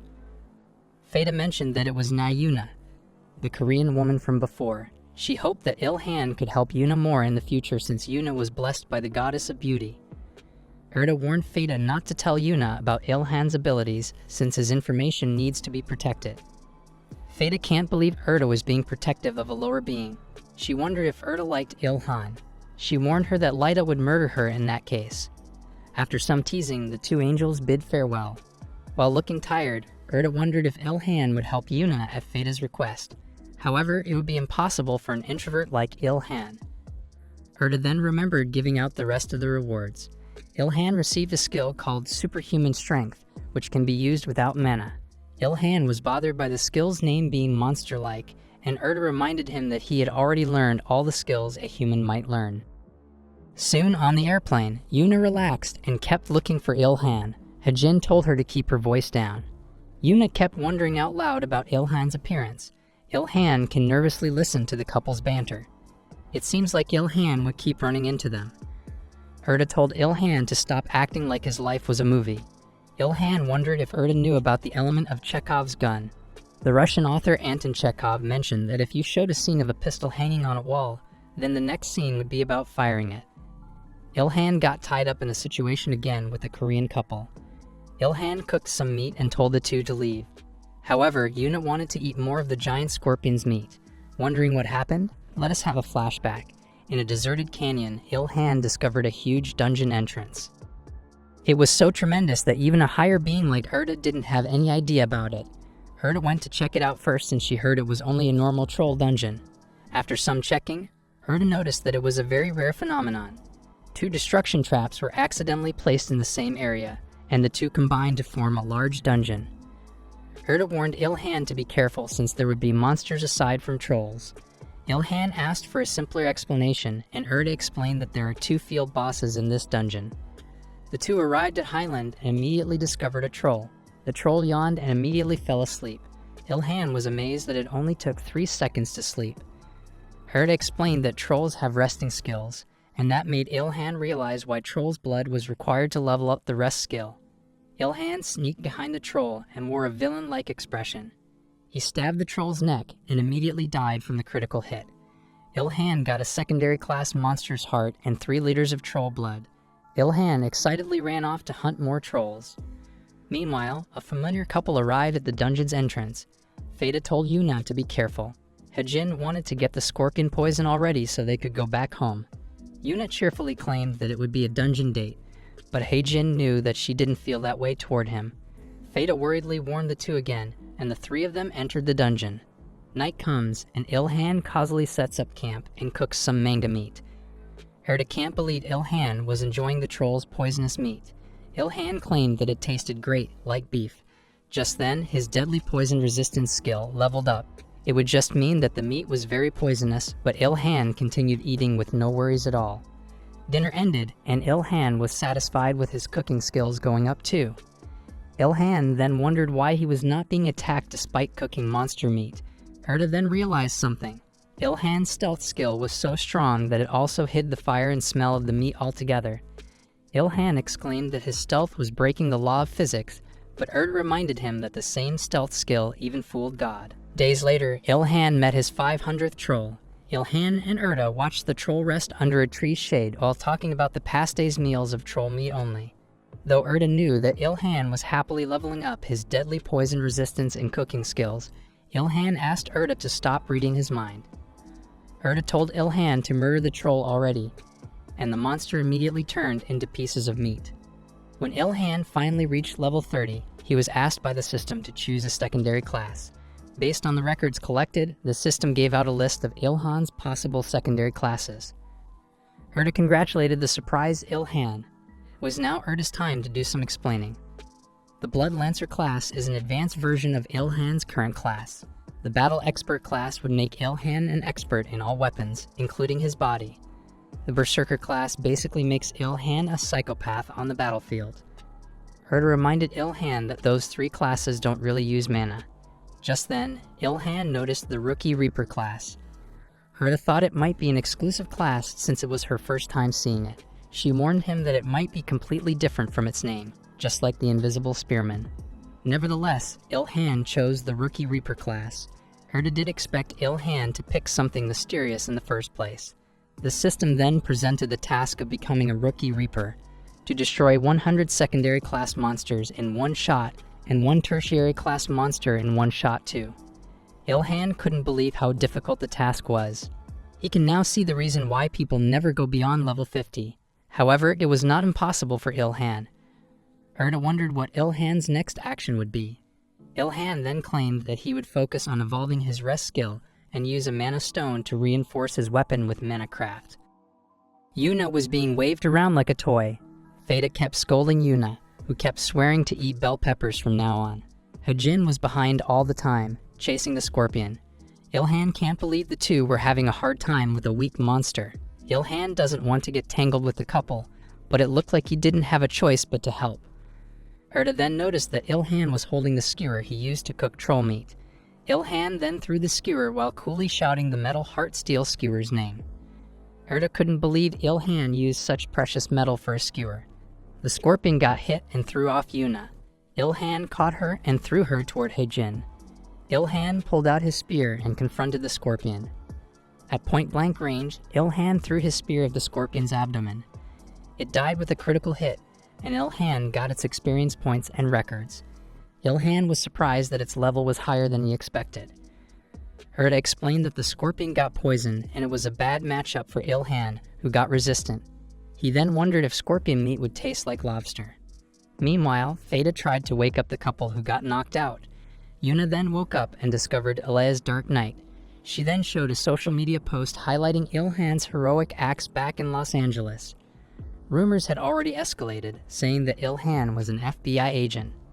As Herta expected, the internet really ruined things. Ilhan wondered if something had happened to Herta. Ilhan then tried to ignore them, but Yuna noticed him turning back. The couple can't help but feel amazed watching Ilhan butcher the scorpion. Night comes, and the food-deprived couple salivates over Ilhan's cooking. Ilhan told them that the meat was poisonous. Yuna then offered to do something and use a detoxifying spell on the meat. The poison got out of the meat in visible form. Ilhan can't believe that the two have it all, looks and skills. Erda can see now that Yuna was really blessed by the goddess of beauty. Back to the present, the trio had just finished their dinner. Yuna silently stared at Ilhan. Ilhan quickly refused to say what Yuna was going to say. Yuna can't believe someone turned down an invitation from the pretty girl. Ilhan now wondered if the two were really dating. Hejin thanked Ilhan for saving Yuna and gave out his contact information. Ilhan noticed how Hejin's business card looked like Myray's. Yuna also presented her business card while telling him about their mission. Hejin quickly shut her up and dragged her away. Ilhan can feel that he will encounter them again. Herta told him to stop jinxing it. However, Ilhan would follow them on purpose since the monsters wouldn't attack him first. Yuna kept complaining about how she couldn't seduce Ilhan. She then suggested asking for Ilhan's help and giving away everything except the poison. Hejin told her to watch her mouth because Ilhan might also want the poison. Ilhan can't help but smirk because Hejin is not also watching his mouth. Yuna wondered if they should really hide information about Heaven's quest from their savior. She trusted anyone like Myray and Hejin, who had saved her before. Ilhan then wondered why they were looking for a scorpion in a troll's dungeon. He then accused Erda of trolling him because he kept predicting the future. A scorpion suddenly sneaked behind the couple, and Ilhan quickly destroyed it with his skewer. He told Erda to call it Naharskew, short for metal heart skewer. Still, Ilhan can't believe the couple got into trouble before despite having a guardian angel. Erda then explained that their powers are limited on Earth. They can't always interfere too much with a human's life and can only give clues and advice. The couple continued looking for the monster called Giant Deathstalker. Based on the name alone, Ilhan can imagine how strong the monster was. Herta was surprised to see something, and that very something loomed over the Hejin and Yuna. The monster they were looking for had appeared. It was the Giant Deathstalker. Yuna can't help but be impressed by its size. Hejin then asked for a buff. Yuna activated a buff with casual wordings, and Hejin received the buff. Hejin then charged forward. Ilhan noticed that they were paladins and healers and thought that they could manage on their own. However, Ilhan felt he needed to help fend off other monsters like the one sneaking behind Yuna. Yuna noticed a presence behind her and freaked out after seeing the Highland troll boss.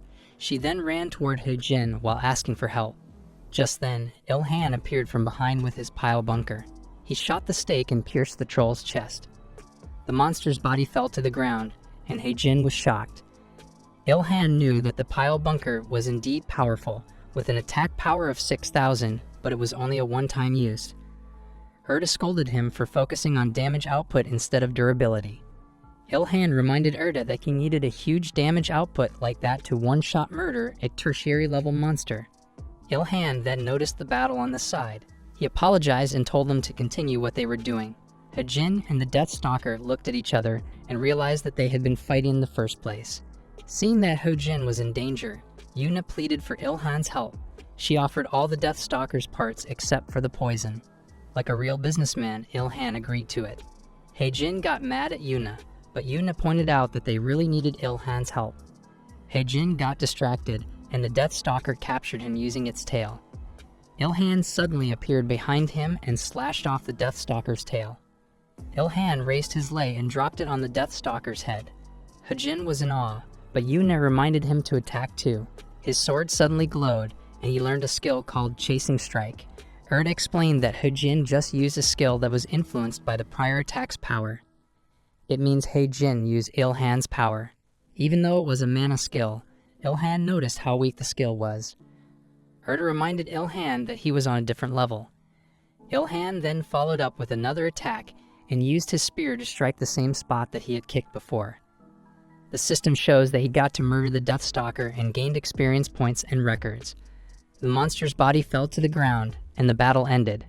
It didn't take long for Ilhan to butcher it and give away the Deathstalker's poison sac. Erda scolded Feta for suddenly bringing out the Deathstalker so Ilhan could help them. While thinking of eating the Deathstalker's meat, Ilhan noticed something glowing. He found a tertiary mana stone. Feta overheard him, but Erda wouldn't let her get away from her wrestling moves. Erda commended Ilhan for taking care of Feta. Hajin then took this chance to invite Ilhan to their clan. Yuna claimed that Mai Rei would be happy to join them. However, Ilhan coldly refused. The couple and Feta started complimenting his skills and mentioning the perks of being in a guild. Ilhan still refused since he doesn't want to join popular people. He started chanting his own dark thoughts as a loner. Erda can see that Ilhan's PTSD is flaring again. Erda then told the others to stop bugging Ilhan. Still, the couple hoped that Ilhan would contact them soon, but Ilhan doesn't want to. Now that they're gone, Ilhan's stealth is back. He now gets back to work.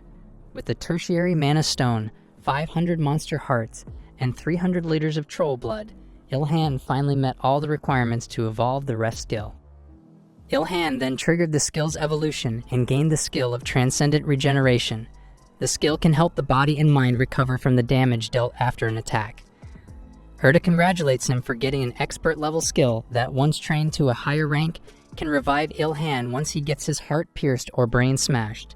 Ilhan wondered when he could reach that level. Seeing that it was a great skill, Ilhan's training was all worth it. Erda smiled at Ilhan and asked if she was helpful, to which Ilhan agreed. Now Ilhan just needed 100 secondary class monsters for his Rookie Reaper requirement. Erda found it terrible too, but she knew it was given to Ilhan because he was the only one meant to fulfill it. Watching the trolls, Ilhan noticed that they were moving differently than before. The known resters are now neither resting nor sleeping. Ilhan thought that they might be moving to take revenge on their boss. Erda told him to do things quickly. For the next 2 days, Ilhan just went around hunting trolls. One night, Ilhan realized that the trolls' numbers were now dwindling and that it was hard to meet one every hour. He can recall how the trolls acted, fearing death and being forced to run for their lives. Ilhan wondered if another monster was controlling them, but Erda assured him that there was none since Ilhan had already murdered the Highland troll boss. Ilhan then realized that it would be another monster. He finished his dinner and went back to hunt monsters. While walking around, Ilhan noticed something strange. Erda then tried to sense things with her power and found out that the exit had disappeared. Erda panicked since she couldn't contact the other angels outside. Ilhan asked her to calm down. Erda then assumed that they were in an abandoned world. Erda then explained things to Ilhan. God manages mana worlds and helps them if needed. However, there are cases in which monsters got so overpowered that they wiped out the face of the world they lived in. In that case, the heavens give up on that world. Erda tried one more time, but she really couldn't contact anyone from outside. Ilhan then reminded her that they were in Earth's dungeon, not other worlds. Ilhan suddenly sensed something and grabbed Erda. An attack almost destroyed Erda. It was a scythe. An ominous voice came out from the scythe wielder, claiming that they had found a new record. Erda exclaimed that the monster was an unrecorded one that mutated after eating other monsters and evolving. Erda told Ilhan to be careful of its unknown patterns, and the monster attacked with its scythe. Ilhan dodged the attacks and realized that it was harder compared to the troll boss. However, Ilhan can feel that he can win. He wondered if it also had stealth skills, since it went for Erda earlier instead of him. Erda then reminded Ilhan that he would be rewarded if they made it out alive, and asked him not to die. Ilhan kept dodging the attacks while the monster only craved records, making Ilhan wonder about records. Ilhan only got his spear as a weapon and armor. The monster suddenly changed its attack pattern, and Erda exclaimed that it was a magic attack. Ilhan quickly leaped from the ground, escaping the red thorns that had just sprouted. Ilhan looked down at the monster and charged it with a spear attack. It was a critical attack, but Ilhan noticed that it didn't do much. It was because of their differences in levels. Erda claimed that it was already a miracle that Ilhan got to damage it. The monster realized that Ilhan was strong and asked for his records. The monster continued attacking with barrages and even scythe skills. Ilhan dodged and countered with his spear. The monster couldn't believe someone weak was strong and kept craving Ilhan's records. Irritated, Ilhan made another attack. However, the monster skillfully turned its whole body to counterattack. Ilhan got surprised, and the battlefield exploded. Ilhan surprisingly stood still and well. The monster can also use explosion skills, making his armor break. Ilhan just encountered how powerful mana was. The monster brought out another scythe from nothing and threw it at Ilhan. The scythe turned into thorns, which Ilhan dodged. Ilhan attacked again while voicing his frustration that he would use mana too someday. Surprisingly, the monster can also bring out thorns from its face. Erda was also targeted, but Ilhan blocked the attack with his shoulder. It was a first for Ilhan to feel that level of pain. Erda suddenly noticed that the wound was turning black. It was basically a curse since Ilhan's deadly poison resistance was not working at all. Erda thought of doing something and flew up into the sky. She claimed that she would just be a burden for Ilhan. Ilhan told her to take a walk or something. Thorns suddenly moved toward Erda, but Ilhan disrupted the monster's moves, dealing critical damage. However, Ilhan was starting to lose feeling in his right arm. Still, he doesn't feel any despair at all, and he puts on his wolf mask. He knew that foreshadowing still needed to come true. Is Yuna part of it? Meanwhile, Erda felt bad that her powers were restricted on Earth. She also knew something about the Reaper, but she was unsure. She forgot about it for now and continued looking for someone she knew who wouldn't leave the dungeon yet. She hoped Ilhan would endure and ask God to protect him. In another area, Hajin and Yuna still can't leave the dungeon, and their escape scroll is not working at all. Just then, Feda and Yuna noticed something. Something crashed in front of them, and Feda noticed that it was Erda. Erda shouted at her and told her that it was time to repay the debt. Ilhan was still fighting the Reaper, who was still wondering why Ilhan wouldn't fall. It continued attacking while acting like a Y-man. Ilhan told her not to ask, but he still explained that he wouldn't die after surviving alone on Earth for 1,000 years. He gripped his spear tightly and slashed the Reaper while claiming that he would never die there. The Reaper shrieked in pain while Ilhan fell to the ground. Ilhan can't move anymore, and the Reaper can't help but laugh. Ilhan gritted his teeth as he didn't want to die. Images of a worried Erda, the playful Yuna, his sweet parents, and his beloved Lita flashed before his eyes. He can only say that he missed Rita. This is too sad. The Reaper attacked, and all Ilhan could imagine was Lita sweetly calling out his name. Ilhan couldn't believe he was going to die, and the Reaper exploded the area with its attack. However, Ilhan was gone and suddenly rolled over to the side. The Reaper then discovered Yuna healing Ilhan from the sides. Ilhan just smirked over the fact that his foreshadowing has now been fulfilled. Yuna continued chanting a unique healing spell, and Ilhan's wounds greatly recovered. The healing power was so strong that it also removed the curse on Ilhan's right shoulder. The Reaper attacked Ilhan again, but our hero quickly dodged it. The Reaper got confused, and a healed Ilhan asked it to stop looking at him like that.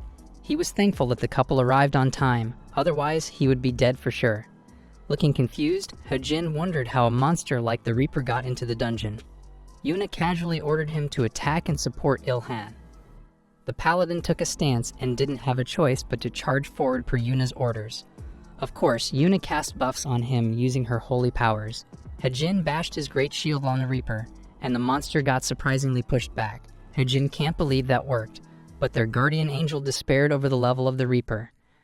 Erda was impressed by how powerful the buff that Yuna cast was. Erda then flew toward Ilhan and checked on his condition. She suddenly asked for time, and Ilhan inquired of Hajin. How long can he endure on his own? Ilhan asked Hajin to buy some time for him.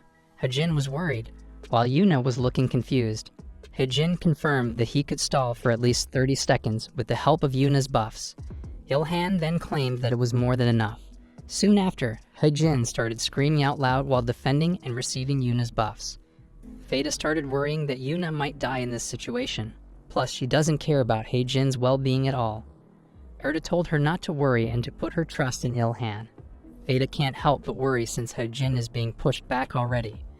Erda then explained that Ilhan was currently hunting trolls in the area. She further claimed that Ilhan just needed to murder 3 more secondary-class monsters to get his secondary title. As Erda explains, Ilhan just fulfilled the conditions for a title change. Ilhan finally became a rookie Reaper. His stealth effect increased by 10%, and his ambush attacks increased by 30%.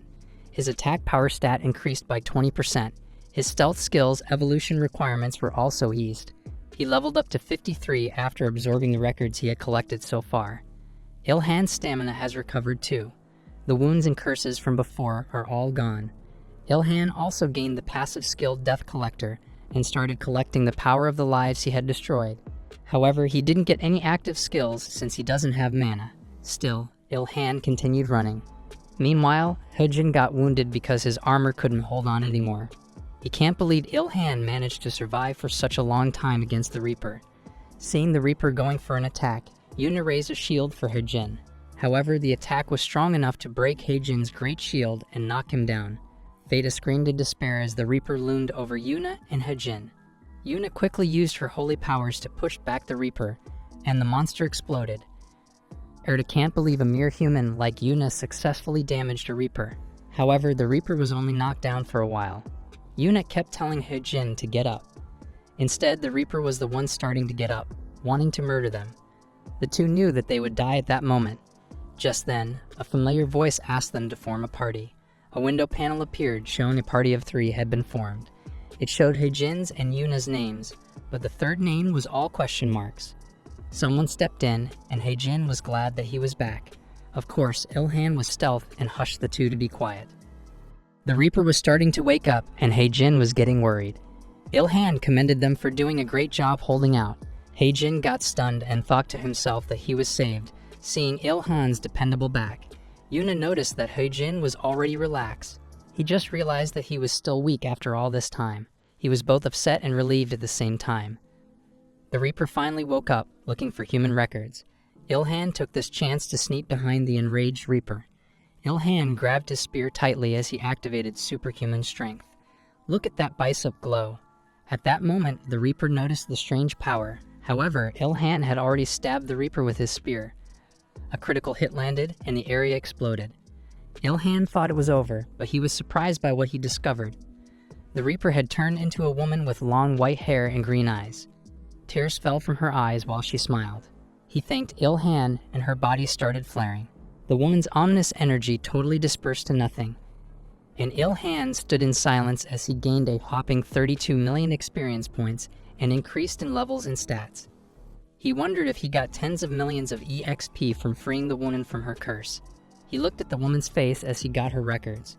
Her name was Lida Karjiha, and Ilhan's skill, Death Collector, absorbed her life force. Yuna and Hejin ran toward Ilhan as they leveled up. Hejin stopped running after finding out that the Reaper had been a human all along. While the two were surprised by the woman, Ilhan started rummaging through the contents of his cross bag. Hejin then noticed Ilhan bring out a pair of cleavers for butchering. Erda immediately stopped Ilhan, who really planned to butcher her since she looked like a monster in his eyes. He doesn't care if the woman has sturdy leather, hard bones, and mana stones for crafting. Erda and Ilhan then dropped their jaws as the woman's body started turning into dust. Ilhan was deeply shocked and depressed, falling to his knees. Erda can't believe that it was a breaker. Ilhan embarrassingly inquired as to what a breaker was. Erda explained that they were those who ate mana stones and got consumed by the monster's mana. They turn to ashes when they die. Ilhan just realized that the Reaper was not a monster at all. Erda claimed that it might be an intelligent being like an elf. Ilhan looked back, feeling sad that he didn't get to butcher anything. However, he did obtain a huge mana stone. Not just that, the Reaper's scythe and armor were also left behind. Feta came flying in, informing the others that the exit had just opened. Erda noticed too that their powers were back. She assumed that the Reaper, Lida Karjiha, did something. It was a shame that she didn't get any information from her. Ilhan wondered why Erda was looking at him. Ilhan got mad for being at fault, but Erda only mentioned how cute Ilhan was. Ilhan calmed down after hearing that. The Reaper was defeated, but Erda knew that the problem was not yet solved. It was the appearance of a mysterious advanced dungeon that suppresses even the power of higher beings, a tertiary class breaker that shouldn't have appeared on Earth yet, and an abandoned world. She doesn't know what's happening on Earth, but she always knew that Ilhan would always win. As always, Ilhan did things amazingly. Later, Hejin thanked Ilhan for everything. Ilhan returned the thanks since it was they who saved him from death. Hejin made it clear that they wouldn't ever get out on their own without Ilhan. Ilhan gave up and asked if they wouldn't mind him taking the spoils. Hejin was tempted to refuse, but he just let out a sigh and gave up in the end. In exchange for that, though, Yuna asked for Ilhan's number. Our 1,000-year-old virgin coldly refused. Yuna can't believe Ilhan rejected a pretty girl again. Ilhan can see that Yuna was indeed blessed by beauty, but he hated extroverts. Yuna then asked for his name and gave him a bright, curious look. Ilhan was pressured to say his name, and Yuna found it cool. Hejin doesn't know what he was watching anymore. This was the first time she saw Yuna be so bold with a man and get genuinely rejected despite her beauty. He sighed as he realized that Yuna and Ilhan are entities that someone normal like him can understand. The three soon came out of the huge portal, and a woman's voice called out Erda. An angel clad in armor appeared before them. She then asked for a brief report. Hejin can't believe an angel appeared. Erda then approached her and started giving out the details. Ilhan wondered if the angel was Erda's superior since her presence instantly took over the place. The armored angel then called out Ilhan. She thanked Ilhan for saving Erda and promised to give out rewards later. After some discussions, Ilhan was fine with her terms since he didn't even expect rewards in the first place. It was a serious incident, so she will bring Erda along with her. The armored angel turned around and announced that he would temporarily seal the dungeon. Other angels started using their divine powers on the dungeon portal. Ilhan wondered if more of these dungeons would appear in the future. However, the idea of someone creating the dungeon on purpose was also speculation. Recalling the thankful expression of Leda Karjiha, Ilhan can't help but be curious about it. He just wanted to get stronger to survive in the first place. The dungeon portal finally got sealed, and the armored angel claimed that Earth was one of those with unpredictable factors. She then shared with Ilhan that there would be more angels dispatched to Earth. She smiled and claimed that Leda missed Ilhan a lot, making her boy flinch. Ilhan was happy to know that. Ilhan then wondered if Leda had relayed a message. However, the angel started flapping her wings and bid Ilhan farewell. Ilhan wanted to hear more. Yuna and Hejin finally returned to South Korea. They discovered a black car, and the window rolled down. Mireille welcomed the two back and asked if they had what she needed. Yuna was happy to see her, but the brother was unimpressed that she really waited for them. Hejin told her not to worry since they had it. Yuna then started sharing stories about how Hejin got beaten up. While traveling, Mireille learned that the two met a Korean who used a spear. Yuna called Ilhan strong while comparing him to Hejin. Mireille can only think of one person with that description. Seeing her sister smile, Hejin wondered if she knew him. Mireille says no despite smiling and looking outside the window. She then thanked the two for getting her what she needed for her secondary title change. Meanwhile, Ilhan got back home but found out that no one was inside. He then noticed a note on the table. His mother went to another world to get some fresh seafood. Ilhan was impressed to learn that his mother was just casually doing groceries in another world. While taking a bath, Ilhan wondered if his mother was stronger than he thought. Compared to his timid father, his mother might be more talented. Ilhan then decided to go to his workshop before dinner. Soon after, Ilhan poured out the contents of his cross bag. However, the meat was a lot, and it would go bad soon. While butchering, he wondered if he could ask for an expiration-proof function for his crossbody bag. Just then, Ilhan felt something behind him and discovered the eternal flame. He found out that it wanted to eat meat, and Ilhan used this as a chance. Minutes later, he maniacally laughed as he cooked the meat. He was training his cooking skills while using up unnecessary meat. He lovingly fed his beloved smithing companion. Meanwhile, in the heavens, the angels conducted a meeting. An angel preceded the meeting and shared that Leda Karjiha was an elf from Daru. Everybody started chattering about how it was too bad to lose someone talented, and they wondered how she was able to appear on Earth. The meeting leader then ordered them to be silent and gave away two main questions. How is it possible for an abandoned world to get connected with a dungeon on Earth? Also, why did it appear in a dungeon that overlapped traps of destruction? The angel then claimed that it was all thanks to Ilhan that Erda and Feta didn't die, and that he stopped the two worlds from combining. A male angel then laughed and couldn't believe that a human had managed to solve the issue. Feta intervened and mentioned that her Yuna also helped.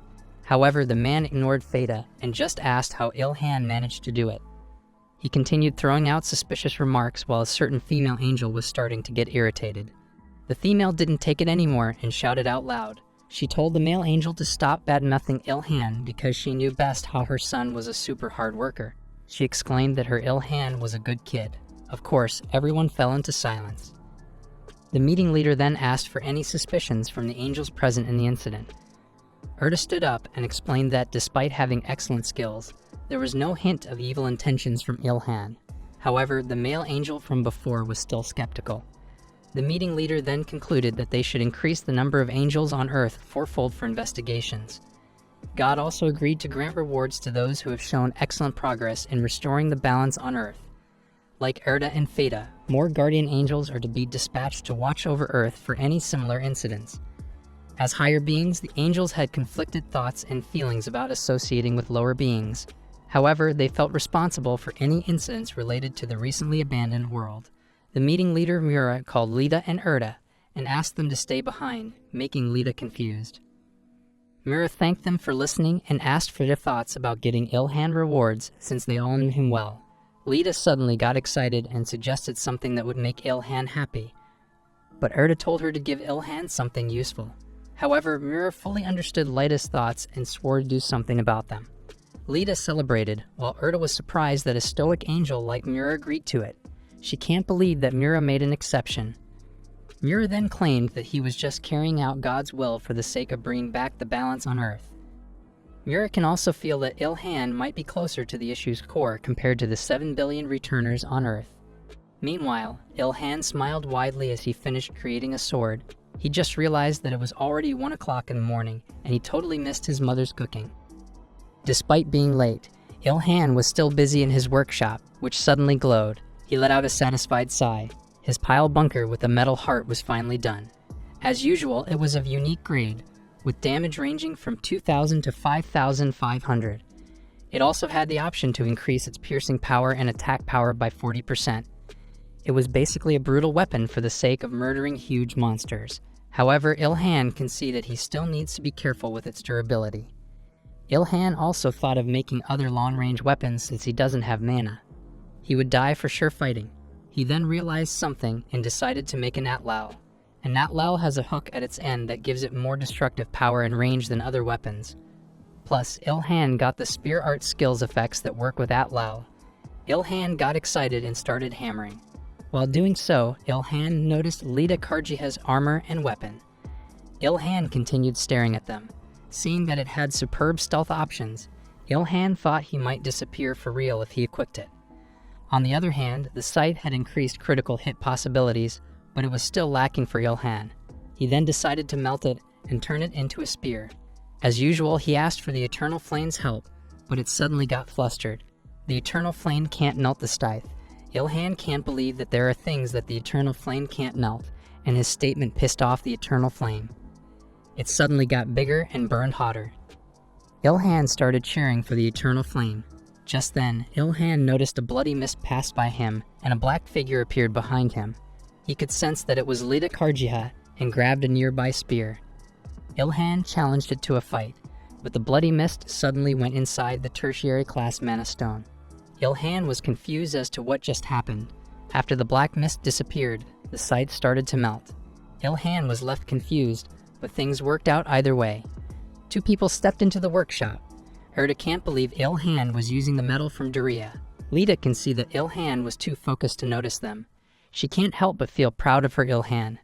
Soon after, the Thorn Spear of Annihilation was born with a legendary rank. It has an attack power of 3,770% critical hit damage. It was considered a masterpiece, but it was still missing something. While looking at the spear and wondering what to add, a familiar person came into Ilhan's line of sight. He rubbed his eyes too hard, assuming that he had worked too hard for him to be seeing things.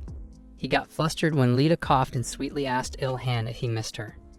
It took a few seconds for Ilhan to see that she was real and suddenly blush. Lita couldn't help but cry in joy and jump into Ilhan's embrace. It was only 2 months for them, but it felt like 100 years for the busy Lita. Erda looked at them from the back while wearing a bitter expression. Ilhan suddenly welcomed Erda back and commended her for doing a good job. Erda smiled, and her expression lightened up. The 3 then sat down, and Ilhan couldn't believe that he had doubled the burden now. Lita got mad, calling her a burden after not seeing each other. Erda then informed Ilhan about Heaven's decision to send more guardian angels for investigation. Ilhan can see that even Heaven didn't know about the issue. Erda also shared the possibility of the same incident occurring. Lita can't believe we're talking about work again. Ilhan wondered what happened to Erda for her to agree with his words. Erda calmly explained that Ilhan was officially He's ally now, and he was her savior. Of course, our 1,000-year-old virgin only looked for rewards, totally ignoring Erda's expression a second ago. He then asked for his cross bag to have a rot prevention function. Erda's expression suddenly darkened, and Ilhan got scared of overstepping his lines. Erda then wondered if that was Ilhan's only request. Both Ilhan and Rita turned blank. Ilhan wondered if this was a prank, seeing Erda being so kind. Erda then agreed to it and added the requested function. Ilhan celebrated with his upgraded bag, but Erda insisted that he should deserve more. She then mentioned that it was not the end and told Lita that it was her turn next. Ilhan blushed as Lita presented herself. Lita lovingly stared at Ilhan like a maiden in love. Ilhan suddenly had a realization. While looking at Lita, he kept thinking of a reward that he couldn't mention even in his mind. Lita seductively asked if Ilhan was ready. With a flaring nose, Ilhan answered in a fluster. Lita excitedly told Ilhan to open his subclass window. Confused, Ilhan turned into a stone. Erda teasingly wondered what kind of reward Ilhan was thinking about. Ilhan then opened the subclass window and a lot of subclasses appeared. One title caught his attention. He wondered what Angel's partner meant. Erda excitedly explained that despite being restricted on Earth, his partnered angels can give them a part of their power in case the Earth encounters another abandoned world. Lita summarized it by saying that they will be together forever. Ilhan gave them a weird look and claimed that he didn't really need it. His statement was a shock for the two angels. Lita flustered wondered why, and Ilhan told them that they were not helpful during the actual battle. Lita cried because she was not helpful to Ilhan. Meanwhile, Erda spouted apologies for being a burden to the Reaper. Ilhan couldn't hold it in anymore and started bursting out with laughter. He claimed he was just joking and just wanted to see how the two would react. Of course, the first wife got mad, but the second one started acting sundeer. Ilhan then tapped the subclass window, and he finally became an angel's partner. In the meantime, he can form partnerships with two angels, and his attack has increased by 30% against breakers and undead. He also got a passive skill, Angel's Blessing. Both his chances of receiving critical hits and his curse tolerance increased by 30%. Quest rewards were also increased by 30%.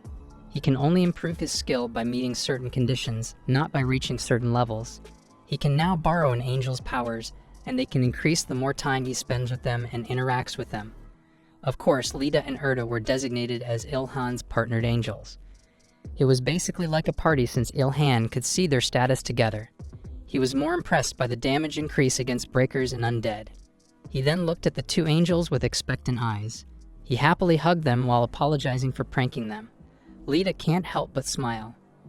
Erda ascertains her usefulness. He then discovered the active skill, Angel's Support, and wondered if he could train it. Lita confirms that it can grow faster if Ilhan deepens the interaction with them. Look at this angel, ready to gobble up her meal. Ilhan felt something, but Lita turned off her hunger mode.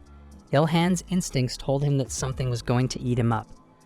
Erda got worried after seeing a different side of Lita. She then concluded the rewarding ceremony and hoped that they would continue working as usual. Though Lita wanted to do some playing first, Ilhan happily agreed. But he wanted to mana craft the thorn spear first, make a harpoon, and refine the troll's blood. Lita suddenly turned the situation into a drama, crying that Ilhan kept choosing work over her. Lita started calling Ilhan nicknames, but our boy was already focused on working. He then held up the thorn spear and used mana craft to bring out the skills of the Grim Reaper. Lita was surprised to see Ilhan use mana craft. Lita was happy that their Ilhan can manage super difficult mana crafting. The thorn spear suddenly started exuding a bloody aura, covering the whole workshop. The thorn spear suddenly turned into the Dark Grim Reaper's extinct dragon thorn spear. It now has 4,000 attack power and possesses the power of a Grim Reaper. It also increased ambush damage by 30%, stats by 30%, and critical chance and damage by 150%. Suddenly, Ilhan got confused to hear that the spear was born with resentment and was for the sake of revenge against the dragons. Ilhan wondered why dragons were mentioned in the options. While Ilhan was flustered, Lita inspected the spear. She claimed that Ilhan dug too deep into its records. Lita Karjiha's world originally fell because of dragons. The option was added due to her dying wish to murder dragons. Ilhan can't believe he tapped too deep, but Erda claimed that it would just mean that his mana craft was too successful. Lita assured him that with the weapon, it would be easy to fight the tertiary class dragons. Ilhan reminded them that they missed the point. Ilhan exclaimed that this is foreshadowing. As expected of the prophet Ilhan, even Erda believed that they would fight dragons soon. Lita was left in confusion as she watched Ilhan and Erda panic over it. Feeling left out, Lita got mad and wondered why they were acting like that. Well, things happened because of Prophet Ilhan's foreshadowing. That would be the end of the first season of Everyone Else is a Returnee. The manhwa is scheduled to return in November.